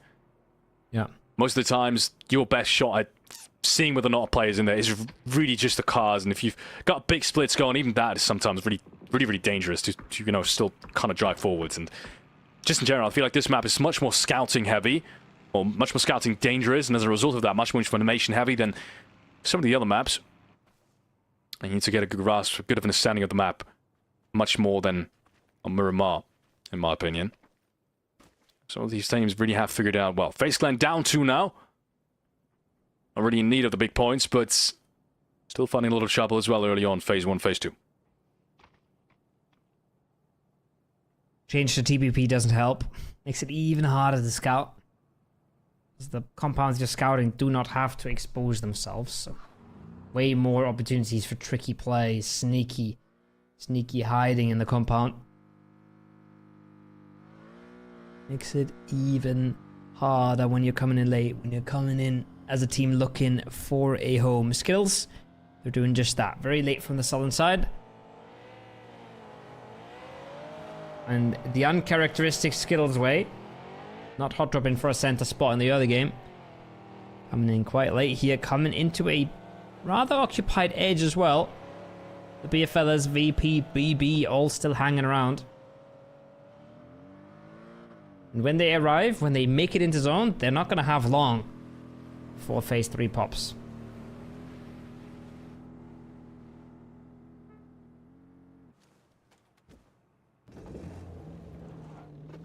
There we go, FaZe Clan. Finally starting to pick up the pace just a tiny bit. Part of it is probably GK in the distance, closing in on that northwestern side of things. It's a good way to rotate in if you are on the northwestern side. And GK surely wants to take these spots as well. FaZe Clan, in just about 10 seconds, they will find out how well positioned they are. And it's a deep north shift. It's going to be big trouble for them. I think the only chance really is to just rotate on circle pop and try to find something. Yeah. That's exactly what they do, and just send it in there. But GK is doing exactly that and even better. Look how well that timing is from GK. Perfect. PDD is already almost in the next safe zone. FaZe Clan hasn't even touched the rest of the players. Yeah. Especially the glider. Yeah, the question only is where do they go, right? This is the problem with Yulin and its surroundings. There's very few positions that can be played. Similar to last game, some of these circles are brutal. I think they're just going to end up playing a dip on PewDidit, or they're going to compete for the field. There is that Ascend res, getting 2 of the reses in, as we spoke about, but now they have to fly into very occupied terrain. They're going to feed some kills over here to VP, most likely, as they are cruising on in. Hakimari, Winkley, they pick up some of the BFLers. There it is. EK do go for the dips. They have the air support. They will clean this up nicely. I'm wondering how Ascend is going to do in this one.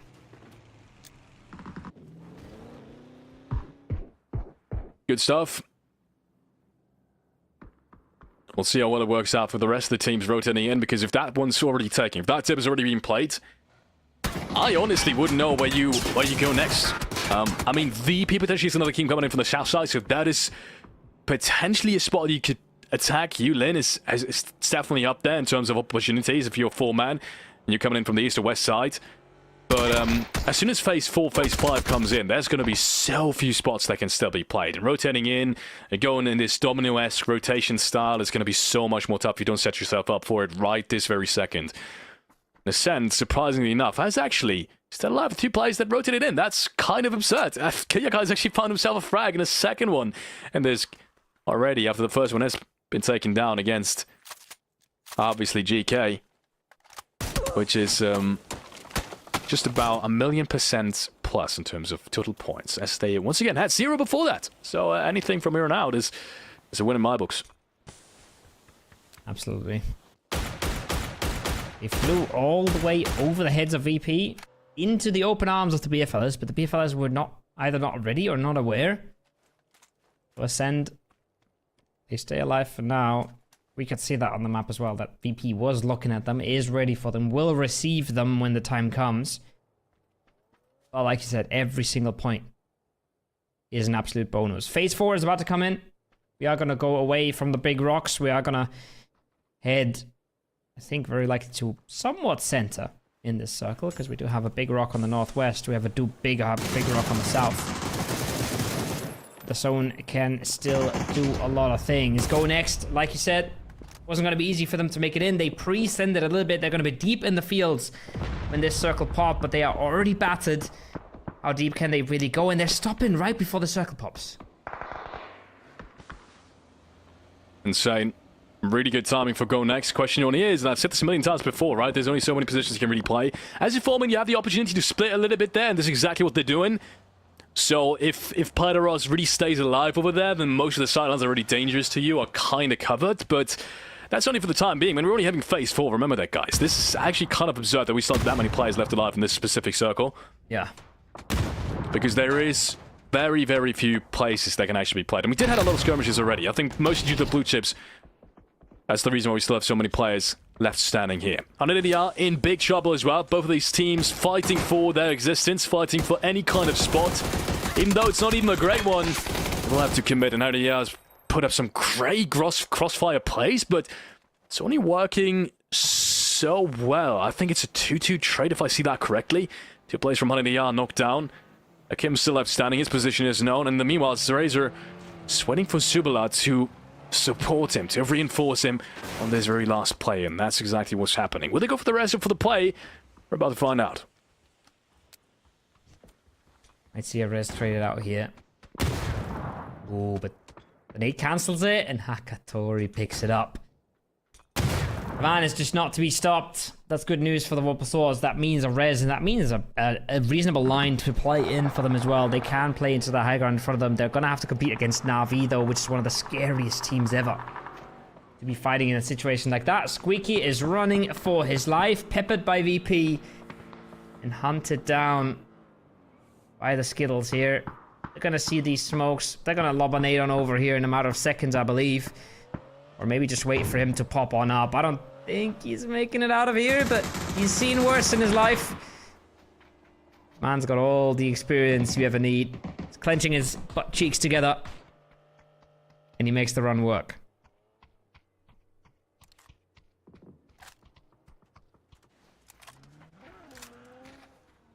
Baby.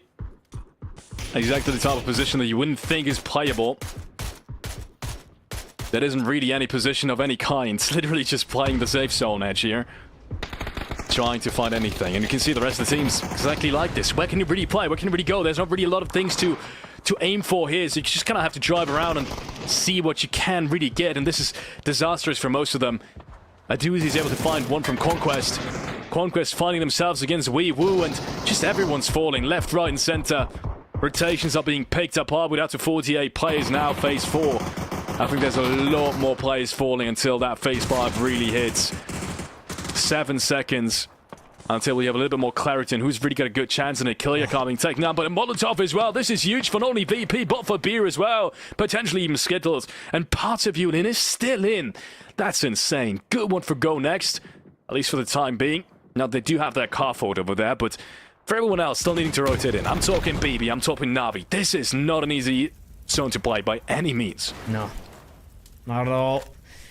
Gotta hold on to whatever you got. 4 for GK at the moment. Looking to make that more. That's a beautiful molly onto Pudeted. That's him out. He's gone. Just Spyro left. I say just Spyro. The man put up 10 frags in this first game. Looking to make that more. Picks up the first 2. 1v1 against Senka Pao Pao. Or maybe not a position in the circle, but for another 2 points at least. Holding on to everything he's got. He's holding on to the space. He's trying to use the camera to maximum effect. Observers are showing us It's not even that easy to see.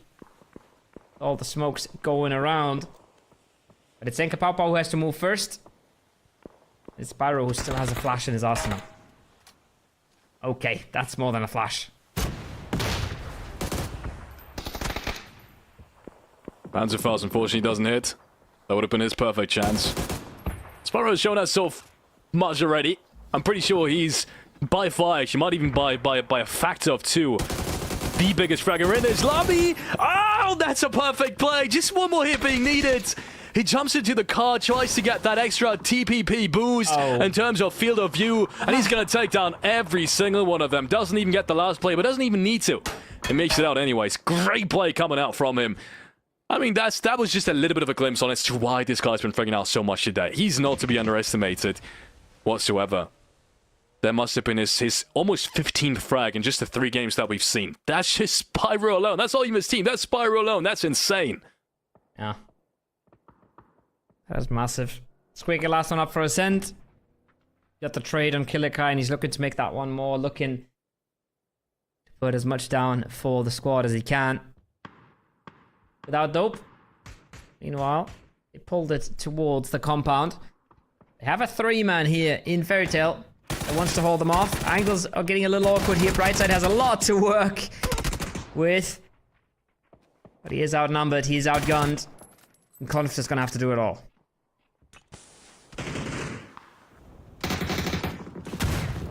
Good nade outside the window. Big.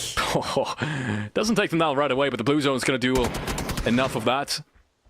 And now Fairy Tail in trouble. They need to make their way out outside of this. They're on the blue zone. April jumps out, gets one flush, and I think another knock. That's insane. That's really well played by April, but he does get knocked down by the blue zone just a tiny split second afterwards. And look at this. There's just Navi on this side, just grinning and smiling, looking at these points coming out of the windows. 3 frags for them. And they've found 4 so far. Navi taking control of this northern side, but be reminded, this doesn't equal any kind of winning position just yet. They still will need their cars relatively soon, actually. The zone is still moving. They'll need a position to drive to as well. I think they will need to breach one of these teams. They've already done the work. They left Fayers back there, and he's been harassing the Vorpal Swords. He's been decimating them in numbers as well. So now that is the Navi play, right? Hopping cars, flying to Vorpal Swords, clean them up. Or maybe flying to a BB that's getting blown up by double blue zone, followed with a nade. This ain't looking good. Filfers, he's fumbling around with the C4. Try to do any sort of reaction. Nothing works. Milcario with an absolute beautiful barrage of util. Cleans BB up.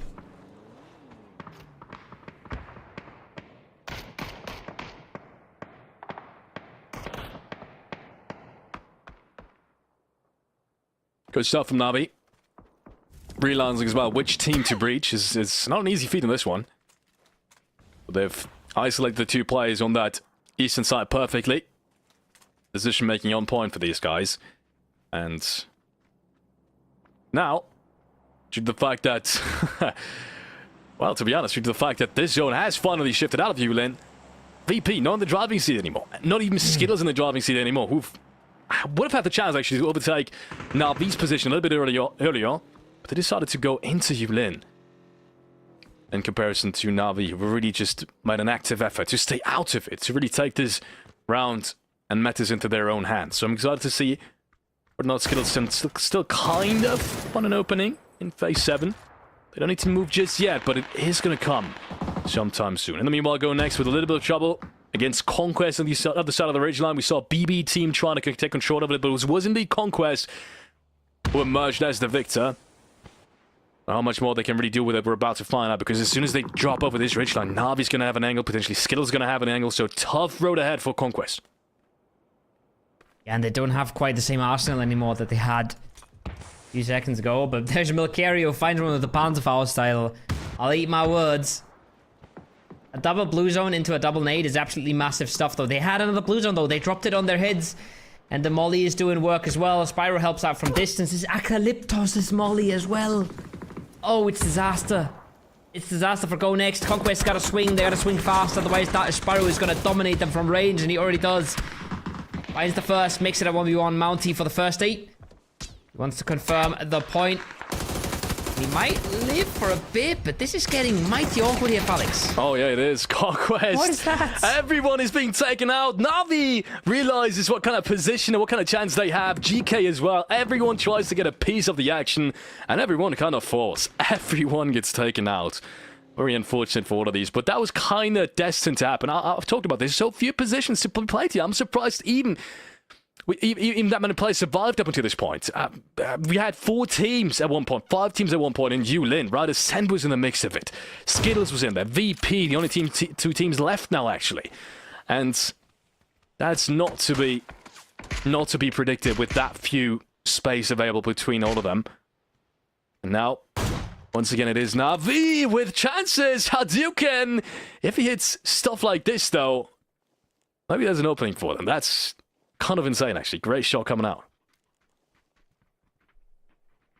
Great shot coming out. Big scope on the arm. Now the push comes out. Winkley already sending it. He's got no nades. None of them have any nades, actually. But it won't matter. Hadouken just pops him down every time they stand up. Question is, does Hakatori have an angle on this? Does Sauced have anything to say about this? I don't think they do. But again, no nades. No lethals to follow up this Renock. That should stop Skittles in their tracks because they do know there's still a threat behind them.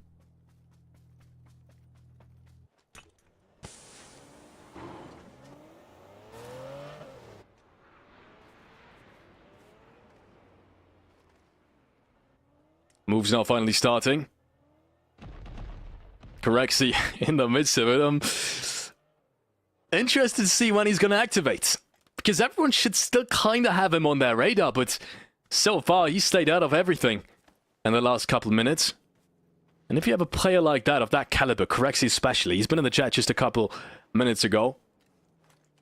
After that first hiccup on Miramar, he's been saying, you know what? There's 3 more games to go. This time, he's got not as good of a chance as he's got last game, where he almost handed them the win, took it away from FaZe Clan, but he's still got a chance at least. And now he's been spotted out. Know exactly where he is. Molotov isn't going to touch him just yet. Sauced, though, might almost take down Slaw. He must have heard this.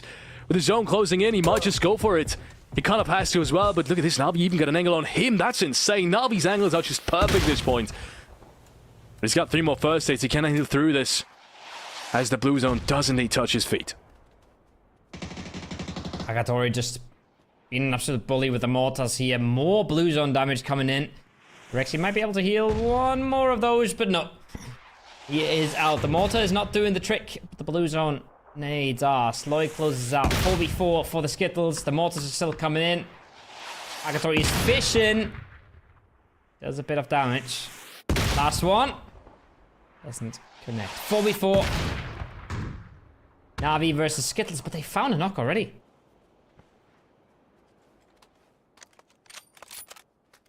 One more good shot from Hadouken, maybe. Oh, he sees him. Oh, he misses it. That's unfortunate. He would have had the tiny chance to deter things around just with that one shot, but unfortunately he couldn't pull through. That's a tough shot to hit, obviously, as well, but we've seen him hit these crazy shots already in this game, and it's an AWM after all. I'm a little bit more surprised why they don't go for the rest just yet. And they're finally sticking it. Navi. That's the drawback of third person. Still doesn't want to just rush on over. They will take their time to actually do 1 more airdrop.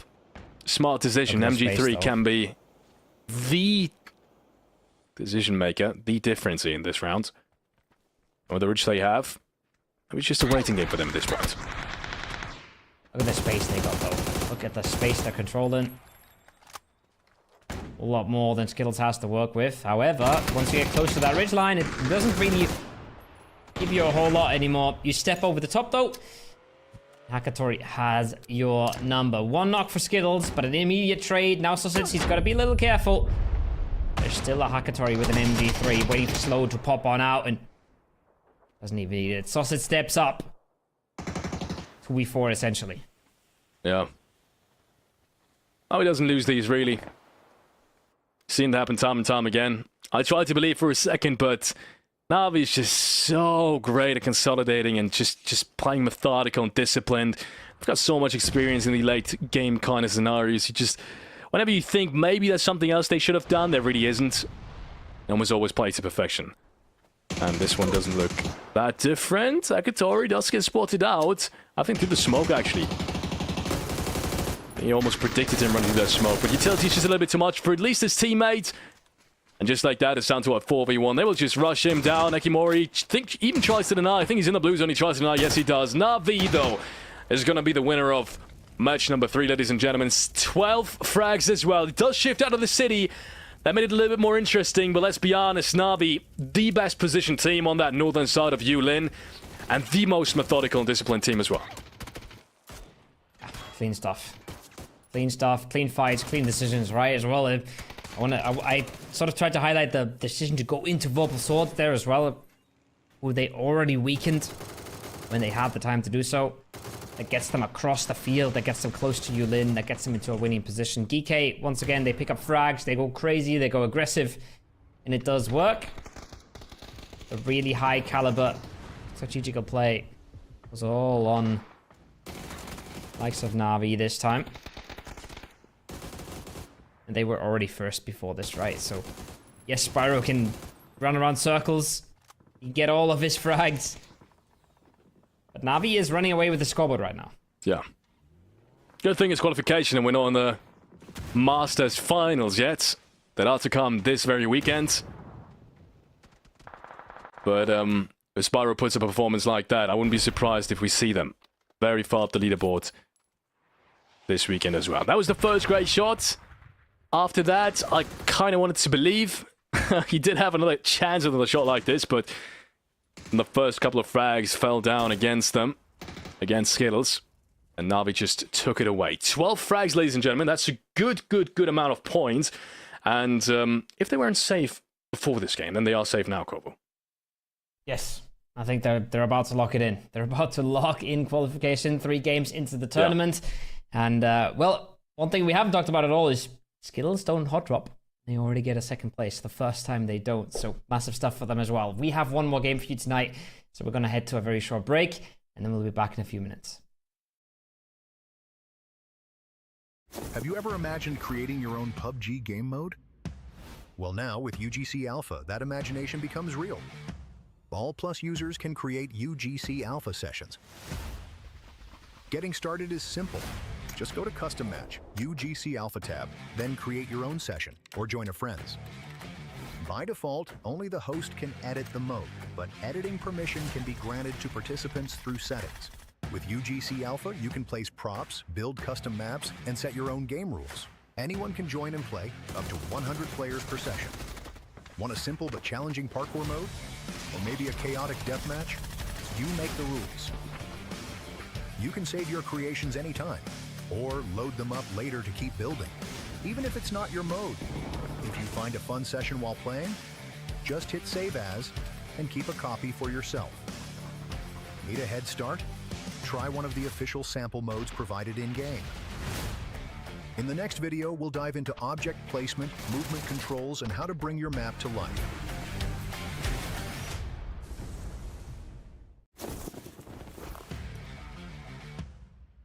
You can use the standard WASD keys to walk around. Double-tap the spacebar to switch to flying mode. Tap C to descend and space again to go up. Hit B to enter build mode. Now you can start placing props and devices anywhere on the map. To open the full editor, press P to launch the Edit Manager. Here, you'll see all available props, from walls and stairs to full buildings. Click any object, then press 0 to 9 to assign it to a quick slot. You can now press that key to place the object instantly. Need to fine-tune? Use E and R to rotate or scale. Use F and G to adjust distance. Press X to lock to axes, and Y to ignore collision. Want to test gravity? Just hit T to toggle gravity on your object. You can also copy, delete, or multi-select with simple mouse clicks and hotkeys. Next up, we'll show you how to set the rules of your game. Rounds, respawns, teams, you control it all. Let's dive into the rules setting. Press P to open the Edit Manager, then switch to the Rule Set tab. Here, you can fully customize your game logic. Set the number of rounds. Choose a score limit or time limit to end each round. Define how many teams play, anywhere from 2 to 100. Set team size, 1 to 10 players per team. Enable or disable respawn, and set its cooldown timer. Add invincibility after respawn for smoother gameplay. By enabling fill test players, you can spawn dummy bots to test whether your custom mode is functioning properly. If you'd like to play a solo game instead of a team match, simply adjust the team count and team size settings in the rule setting menu. For example, if you want a 100-player free-for-all solo match, set team count to 100 and team size to 1.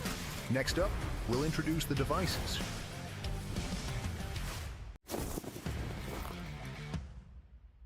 Let's dive into the device setting. Devices are the logic blocks of your custom mode. They make things spawn, trigger, score, teleport, explode, and way more. Let's start with the core 4. The following 4 devices are essential for creating a basic game mode. Player spawn device controls where players appear. Player event device reacts to kills, survival, or any player action. Score manager Into the breach one last time for our 16 teams of the night. We're going to Erringle, going to the old trusty one. Some might say the grassy pastures. We're going for the 4th game of the night, Felix. I'm excited. We're going to find out which of the 16 teams is going to make their way into the finals this weekend. And for some of which, we already have the answer. Navi, for example, great game. They just showed us for a second time that tough circles is not a problem they can't deal with. Quite the opposite. They kind of welcome them at this point, I feel like. The tougher the circles, the higher the winning chances for Navi. You know what's crazy? This might be the first time that Benny has caught 4 out of 4 planes. Maybe just because you're here or something, I'm not sure. But the man's putting in everything into the observing this tournament. And then he gets 50% praise and 50% hate in chat because some people in chat don't understand how hard it is to solo observe. But there it is. Last game of the night. We got 4 more tomorrow. But the leaderboard's already telling us that Navi is going to the Masters. Excited to see this one. It's about as tough as it can get, the playing path that you just talked about. VP is going to be in a contest. VP doesn't really need to worry anymore. 24 points, easily enough. Go next, on the other hand, they still need a couple of points to be extra safe. They still need the proper points to even qualify, so excited to see how this one's going to work out. First couple of shots already put towards them.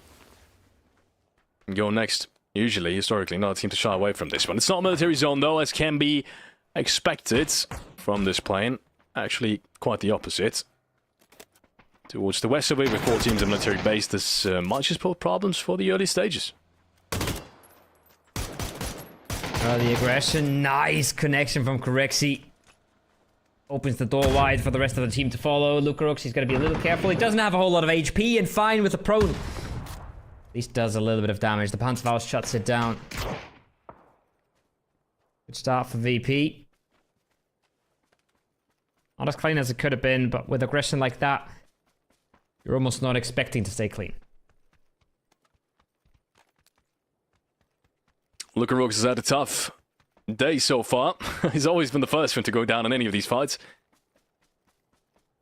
Then again, that is what it takes away from the rest of his teammates. Loves to dive into the action. Loves to take that risk. Doesn't necessarily get all the praise in terms of stats because of it, but even his stats, despite his role, are absolutely superb. We've seen his impact. One of the biggest newcomers. I wouldn't say newcomer, obviously he's in the scene for forever, but at least at the very, very top level. He's been one of the biggest newcomers this year, and obviously second part of last year. But VP really just started to pick up. And now with more experienced players as well coming in like Corexi, they've proven to be a team that is absolutely a force to be reckoned with. And we've seen this with the Biza, we've seen it without him. But he has started the core of this lineup and has really forge these players together as they are. So, once more, excited to see them towards the end of this year with another big tournament is on the horizon. For sure, have to agree. EB sort of built this team. The father figure of Nixie in the scene. Now replaced by a more cracked young addition to the squad. That is what? That was through the bathroom window. I think it was. That is a crazy shot from Seka Pow Pow. What? That's insane. I've never seen that happen. That is actually absurd. Yeah, I was wondering for a second. I didn't realize until you said it, but yeah, wait a minute. He just got headshotted like for 70, 80 HP, and his teammates just realized that immediately. Senka must have seen it. He must have, maybe even the helmet popped, I'm not sure, but he must have realized that he hit something and could have only been the head. So that's one way to take the first frag. That's a crazy kind of connection. I thought it was desync at first, and then I was like, no, he walked past the window and he gets absolutely dunked. Oh my, what? That is a crazy connection. Love the replay as well. Thanks, production. Absolutely dunked.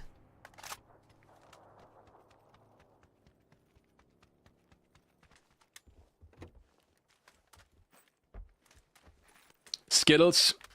This is the second time they don't have an hot job. So we're about to find out whether or not there really is a correlation between them not having hot drops and good rounds. They've got everything they need as well. They got multiple car spawns on this one. They've got the apartments, they've got school, they've got the compound, which name I cannot name, but it's a good one. Everything they need for a good early game. Phase 1 and Phase 2, so for everything we've seen, it's a perfect chance to make a couple more points. Good zone as well, I kind of want to say. There's a couple of good rotation paths towards Liquid Highway and just in general towards the west of Pochinki. They are rather late to get an early rotate off, but understandably so. School takes a little bit longer to loot, usually apartments as well. Arguably, it depends. They had to drive there for so long, right? Yeah, and you have to get back to these cars and you can't really put them right outside. It takes a couple extra seconds usually, that whole going back and forth. So no real priority for them, but it's a good rotate either way. I saw the stuff. BB on the EP. Phase 1 EP. Not the choice most of the time, but they feel like they can get to an edge that could be fairly uncontested. VP, on the other hand, they're cruising around here like this is free real estate, because they know that some of Go Next's left, but not all of them has. This could be the punish. It's a good bit of shots coming out. It's Corexi punished immediately. Popped off by Paidaros. He would want to get that flush. Now he might not get either of the two. Doesn't matter. Rest of Go Next is coming back to fight this. Yeah. Understandably so. They have lost Finny though. Finny has always been one of their strongest fraggers. So they will need to be careful. Corexi. No one's really near to pick him up just yet. And this is a smart decision. Drop off one of the players in the first bunker. And drive on through. Get an angle on the player that they expect to be on top of that first bunker. Across the tower. Is it going to help you much? Apart from kill points? Not really, but kind of do have to commit to it in a last game like this. People getting out of dodge. Trying to get the hell away from what DK is throwing at them. Sparrow had the Panzerfaust as well. Black Nick Zero. Seen him dominate with the MP5 in a few situations today, but he does not want that smoke. As FaZe Clan comes into Llama Hill as well. Lobby's heating up. Teams are fighting for the winning positions here nice and early. It's looking like without Dope and the beer fellas, they're gonna have a little bit of a scramble for the swamp, but they might just separate themselves. There are too many casualties, I was about to say. I can't take things otherwise.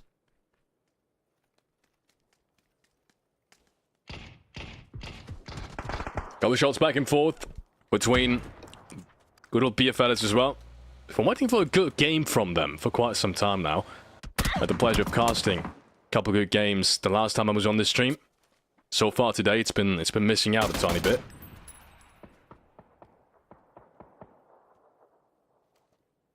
And in the meanwhile, oh, that rotation is happening. It's still Go Next, and it's still VP.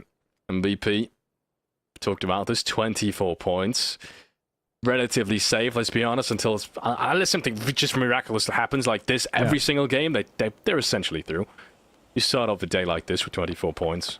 Get a couple points here, back and forth as well. Just 1 or 2 or 3, and it's going to be perfectly fine in terms of points average going to the next day. Which is tomorrow, by the way. Be reminded. The last qualification day before we head into the finals throughout this weekend. And so, VP really can't afford to have a fight like this. I love that the observers showed us a little glimpse of what's happening on the rest of the map as well, because that is the truth right now. Everybody's playing the game. Everybody's fighting for the early game spots, making a crash, consolidating in position. Well, these two are stuck in the blue on military base in their awkward fights that they aren't winning and they aren't losing in a very fast manner. They're just bleeding HP. They're bleeding util. They're using so much time for it. Apocalyptos has a good chance. Get Beanie out here, but he's not ready for it. Now against Luca, could get the second. He's got TPP advantage here. He's playing well with the cover. They're both going to reset for one more first aid. Oh, Molotov almost. Apocalyptos is smart with it though. Repositions just in time, and that's Project Larok finally rotating in as well. Interesting enough, takes exactly the same position. Doesn't even need to be there though. Apocalyptos realizes it. He's just going to push across the ridge down. Probably no meds on the other side either. So VP does get taken down. It is it's a tough fight though. All right, 4 players being lost to Go Next. And oh my word. Okay, I was hoping for Beer fellas to finally come out of their little shack that they've been sitting in, figuratively speaking, for the last couple games. This is a good start. Despite them being almost entirely wiped, this is the first couple fights that we've seen from them that actually did originally go their way. The third party's coming in so fast. Ascend coming in, Navi coming in. BB would love a taste as well. And it's Ascend who get the last one. As Chris puts one up. As the bolt ring out, puts one down on Navi. Finally gets stopped in their tracks a little bit. Ascend coming alive.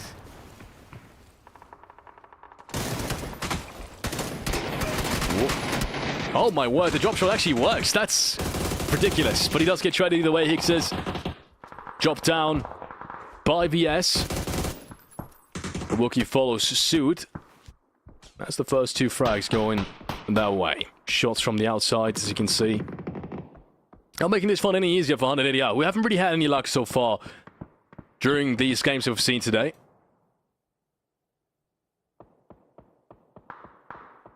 However, there's still a lot more to play tomorrow. Phase 2, 39 alive, Kobo. What are your thoughts? I think on Rondo we had 56 alive in the same situation. Yeah. So and that was a tough circle as well. That was a little bit of a different beast. Yeah, that was a tough circle. Not a lot to play, especially a lot of swamp and fields in phase 2. This game, however, everybody's decided we're battling it out. We're no gloves, no bandages, straight going at it in the middle of the zone. And Ascend, I said they were coming alive. Navi has put a quick stop to that, has put on the brakes. They've put them back to the back foot.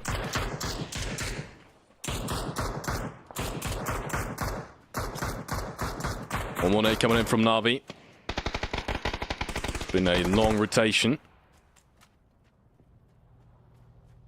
And they are making their way towards Ascent. As a matter of fact, one of the top teams, one of the partner teams that needs these points almost more than everyone else. They just haven't found it. Haven't found many good positions either. Maybe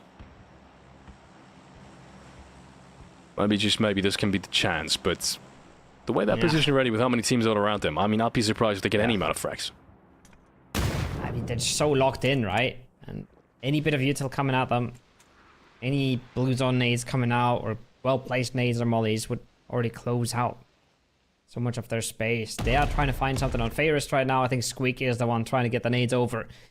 He finds 100 to 0 nade, and maybe their game opens up a little bit, but it is much easier said than done. Circle goes hard west, leaves a little bit of water in. That means we are maybe not coming back east, but we're definitely not going further west on phase 4. Means Ascend, circle-wise, are in a good spot, but when you look at the playability, when you look at how they're getting encroached upon by Na'Vi and even Fairy Tail, it ain't looking pretty.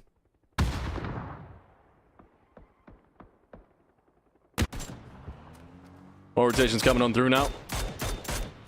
We're also getting back up to 41 players alive now that some of these blue chips have rained in. That's Skittles finally in some action. Even though, unfortunately, not the way we wanted it to go. Skittles not with the hard job early, as we've figured out. Couldn't save them from losing a player just then. They will be fighting off Dope in a 3v3 this very second. Fair fight, about as fair as you can have it in phase 3. Both on absolutely equal footing. You have to be careful. I think that's PB in the distance though, so if they delay this for too long, maybe there is third party coming in indeed.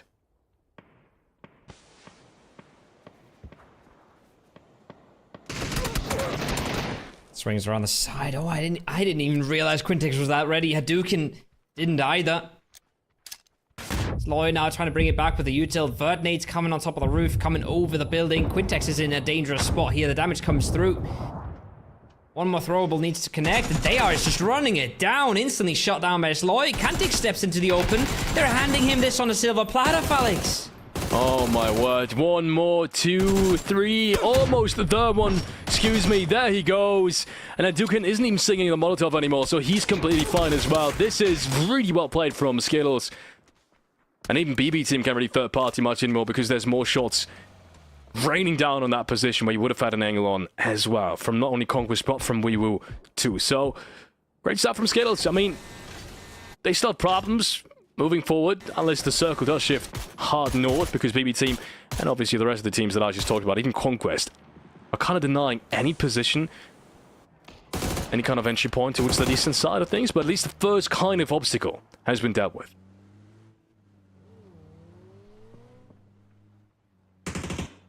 What a rough fight. What a rough fight. Bit of third party action coming in there at the end as well. Milcaria picking one up for himself. FaZe with the reses, as you can see on the map. James down in the quarry side. It's them. Some players back, but where do they go? I'm not too sure. Fex is going to try to make it south. That's a big nade from Sloy Jacket. That might be the Vulpasol swinging this. Yes, they will, Felix. Wow. Hoping to see it now being taken all the way. And there they go. Krint eliminated just like that. We didn't get to see the last frag because it happened so fast. Mamam, Boom, Senkal, all of them. Great fraggers as well being taken out just like that. That's a tough fight to take that early as well. Usually there's a lot of sidelines. You can't really push out of this compound. Usually it's the other way around, if anything. No, not with VS.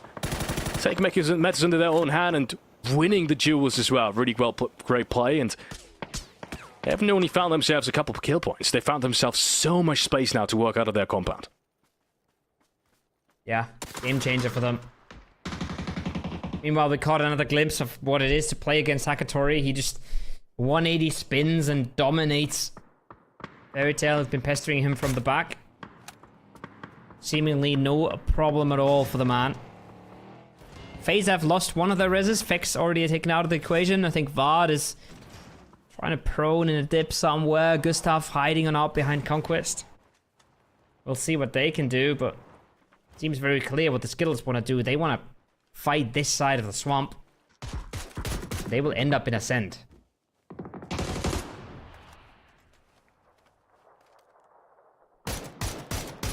Incredibly out of position.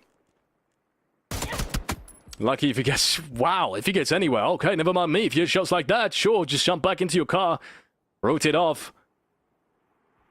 Bryce BB doesn't have a better angle on this, but I don't think they are really focusing too heavily on it either.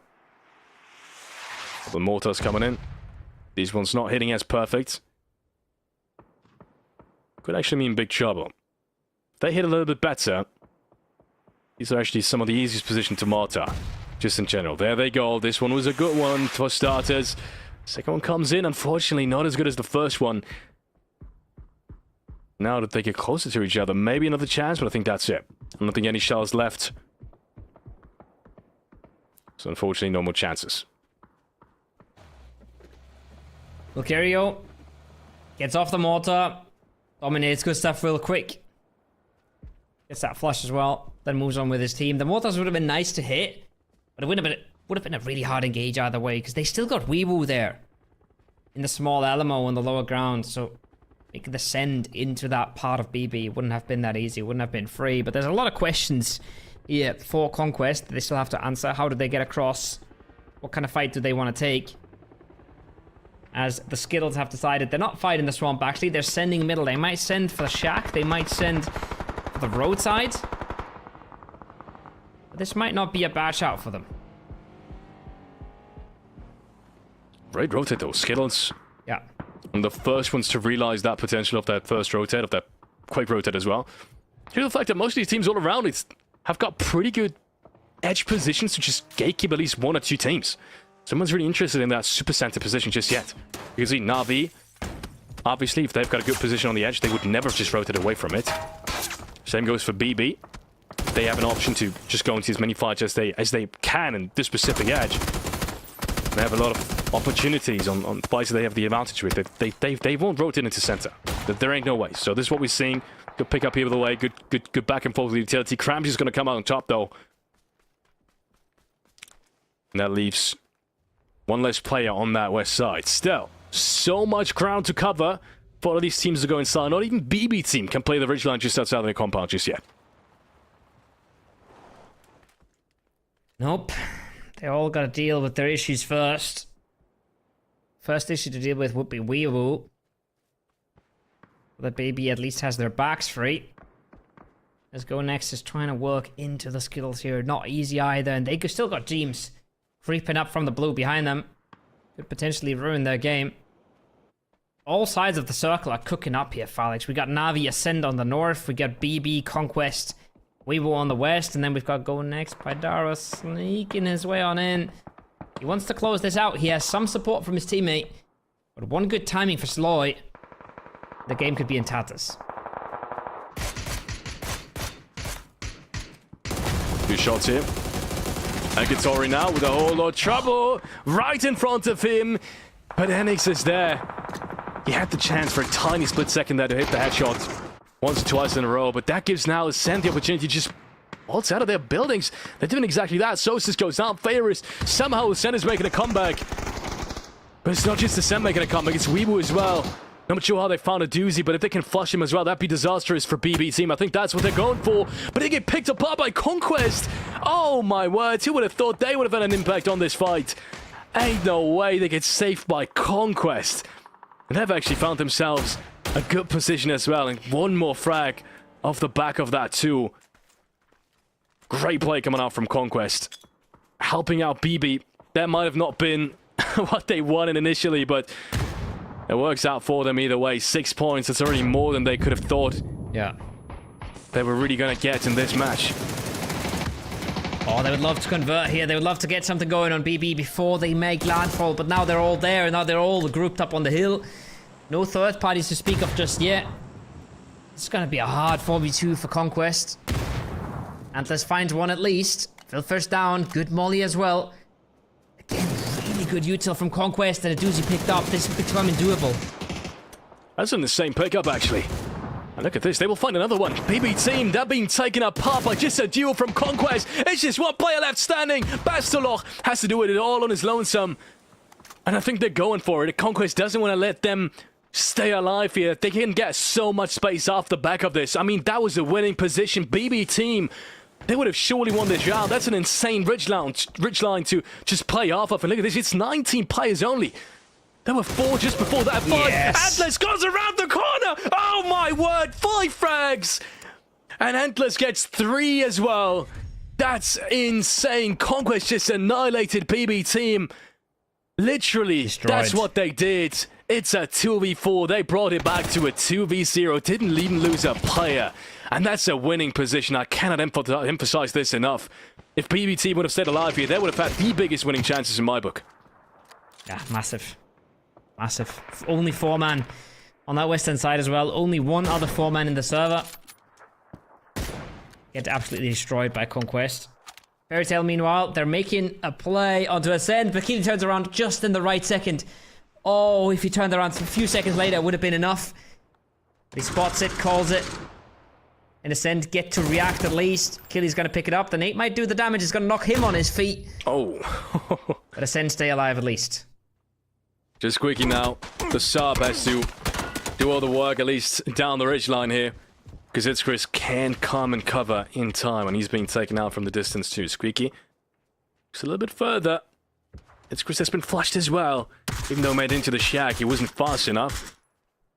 And now there's shots raining in from the distance. Squeaky's being spotted out. 1 shot to the head is maybe all they need, but with a knock happening from Skittles on the other side, they might need to hold out on that for just a tiny second. But realistically, Squeaky, his ridgeline isn't in. Needs to get a car. He needs to take down Enix before, and he does actually. Squeaky with the headshot. Fairy Tail goes down. That's a great clutch coming up by Squeaky. They need these points so very much, and they've actually gotten placement points off the back of that just 1 frag. Huge. Huge points for Ascend. They didn't have a whole lot throughout the day. They need every single bit they can get. James gets himself 1. Gets the first set off as well. Stays alive for another little bit. Squeak struggling on his own side. James is playing this aggressively. He's trying to be a thorn in the side of Opal Swords, who I think have just gotten the res. They're still getting the heal on through. But he's going to reset it. He's going to get himself a 4th place here for FaZe.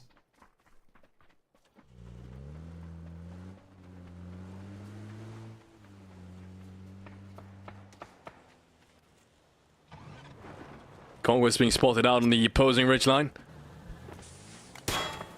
And with that circle shift, they are back in business, Cole. They are back in business. The opportunity's there, especially with Skittles being just in between them. This is just going to be a chaotic skirmish. I'm not even sure what VS should do here to give them the best of chances. Maybe rotate, just make a full push towards the west of this ridgeline. There's some positions in there that they can maybe make their way all the way towards the ridge and just play a 3-on-2-on-3 off the back of that, but I don't even know if they survive that rotation. That's the only question, because Skittles could potentially shoot them. Conquest is obviously going to try to shoot them.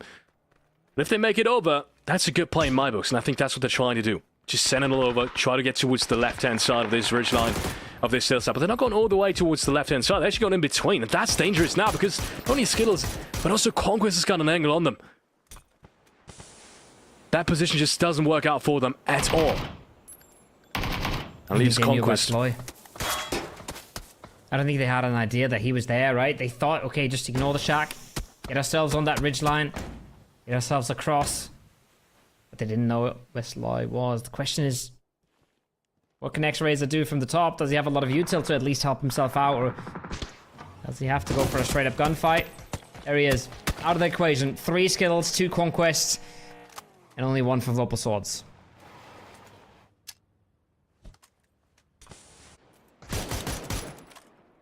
More shots now being put out.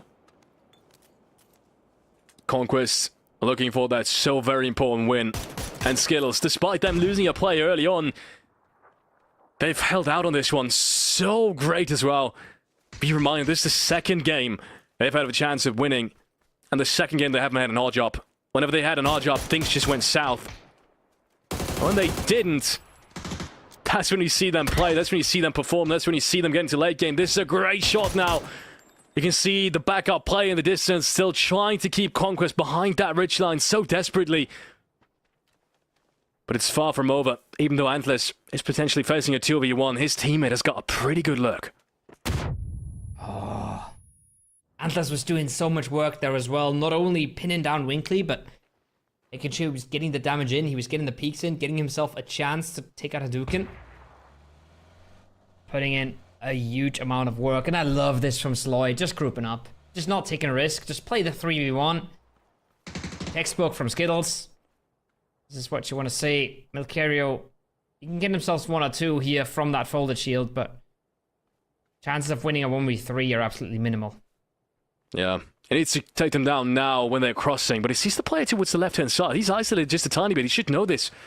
Can he take him down in time, or they're already in the cars? At this point, no. There's no chance. There ain't no way Milcario... Yeah, he's already spotted. There ain't no way he's not spotted. Sly must have surely seen him. Takes out of the car. Takes him down to 53 HP. Somehow he's still alive. He still keeps on trying. But he's been spotted. Molotov goes out. Surrounded by all sides. Tries to go for the seed swap. Gets out on the other side of the car, but gets taken down anyway. Sloy's there indeed. 6 kills. And oh my word, ladies and gentlemen, I mean, that's crazy. The second time they haven't had a contest. The second time they've almost won a game, and now they actually have won the game as well. They were able to finish it out. Yeah. Sloy, he's been performing incredibly well during the last couple of weeks, not just in the Masters qualification, but just in any of these player cups. So I'm excited to see him perform as well. And man, I mean, to be honest, feedback is clear, right? Just don't go for hot jobs anymore, I guess. I am the last to tell the players what to do, but it's been such a clear pattern for Skittles. And again, I said it right. They are one of the most cracked teams in the lobby. But these last 2 games, especially this one, rotations are on point. That is such an underrated, great spot that they put themselves in there, right? That shack, it plays into the Western Hill, it plays into the Eastern Ridge, and sometimes the game just ends on you as well. So, massive position for them to breach, and they even do the right thing by splitting across the road, but keeping that player safe. Fantastic stuff from Skittles in this game, and I think they must have made an absolute leap on the scoreboard with that as well. Yeah, I think so. Quite an opposite. They kind of the opposing, the reverse is the right word I'm searching for. The reverse ascent kind of to some degree. They started off really strong, really weak, the first 2 games, and they just brought it back. Kind of just brought it back in the last 2. Crazy stuff. And if you remember back at the original fight that we've seen, the first kind of 3v3 they had in this game, it was against Dope. And that already was just as clean as it gets, a clean team fight. And we saw the kind of potential skill that Stars have in a lot of these fights. So I'm not surprised they did actually end the game the way they did. Conquest, though, No, go ahead. We've seen a lot of really good team fights. We've seen a lot of really good team util as well.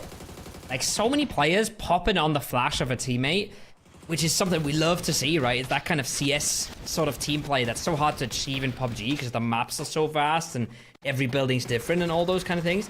We've seen a lot of that today, and it's been beautiful to watch. Yeah, couldn't agree more. FaZe Clan as well with their second game. It's been the one game they've really performed. Unfortunately, that was the one game they've really just been gifted. Unfortunately, I would have loved to see another big game coming up from FaZe Clan, but be that as it may, they're still sitting very comfortably going into tomorrow. Be reminded, 4 more games tomorrow before we head into the finals at the end of this week. And the top 8 teams tomorrow will join the remaining 8 teams in the finals for just about $20,000 US. Big stuff coming in that we saw it the second time, or rather the first time at that point, that Skittles has performed. That was against Na'Vi. Who else could you lose to if not Na'Vi? Yeah. CIS dominance today as usual. VP holding on as well for the EMEA region, but it stopped short in that last game. Get beaten out by the Skittles. Maybe even by Conquest. Conquest, a team that I really didn't expect to see at the top side of the scoreboard here, or at least not in the top 5, and I think they've probably brought themselves in with that last game. Massive stuff from them. Destroying BB team here. We're going to rewatch it in a second, right? Can't forget about them either. They have put a massive amount of work into this game. One of the craziest plays today that we're seeing. Conquest with the 1. Almost a 1v4. It was a 2v4, but technically, you could argue it was a 1v4 almost. With how much work Antlers really did. And yeah, I've said this at that point already, even before the zone really shifted back on towards that ridgeline. That's a winning play, right? BB team would have 100% won that game. Even if the survivors are 3 men. they would have won this game. Conquest was able to finish it as a 2-man. So incredible what they really were able to accomplish on that ridgeline. And goes to show you exactly what we said at the start of this day, right? There's so many teams that maybe you don't really have on your kind of prediction paper as a top team going into not even today, but especially the finals. But man, if they get the opportunity to kind of abuse your mistakes, even as an EWC team, they will do so. I can see BB team way behind Conquest on the leaderboard, 13 points. This would have been the game for them to kind of solidify their position in the top 8. Yeah, it speaks about the day that BB team has had as well. Not very convincing. And a team that we would expect to always be in that top 5, top 8 at least, right? Even with only 4 games, you can say there's a bit of variance there, but they got absolutely showed by Conquest. And again, even in that late game, Antlers was doing a phenomenal job at holding off the skills. An impossible job to do, right? You got somebody anchoring you from far away, and you got somebody running at you close. It's one of the worst scenarios in PUBG to be in. They still made that hard for Skittles, and I massively respect what they were pulling off today. 47 points though for Na'Vi, 37 for GK. Conquest and Skittles as well, 36, 35. We have a couple of really solidified teams up there. They don't really need to do much more tomorrow, but they will obviously play Virtus Pro as well. I mean, they had a little bit of a hiccup now in the last 2 games, but let's be honest, they've been playing super consistent the first 2, so not very much worry there as well. As soon as they get a couple more placement points on the board, not too much worry. But I do worry, though, it's Ascen Pifeles, and especially, that's the biggest upset of the day for me. Keep in mind, Ascen has kind of brought it back in the last 2 games. 180 ADR. That's 1 point. That's insane. And I didn't even feel like it was the play that really went wrong for them, because they didn't get to play. Every single fight they started, it was a skirmish, knocks back and forth, and they never got to flash anything. They don't win any of these fights. Yeah. Not a day for them. Not really a chance in this lobby. And it's not impossible to come back either. The gap is so small to 8th place still. It's still entirely doable. It just makes you wonder, right? The lobby is so good right now. A lot of these teams are popping off time and time again. A lot of these teams are looking really hot. It's going to be hard to come back, even if the points are absolutely possible. Yeah, couldn't agree more. And there we have it, ladies and gentlemen. That's when the qualified teams that everyone will try to join tomorrow for the remaining 4 games that we have. Same games, same teams tomorrow. Kovo, and I'm excited to be there. Yeah. So same time, same place, same 2 yappers telling you all about the games. If you want to watch the Americas, they're going to kick off in a few hours here on the same channel as well. And then we'll see you guys tomorrow for some more PUBG.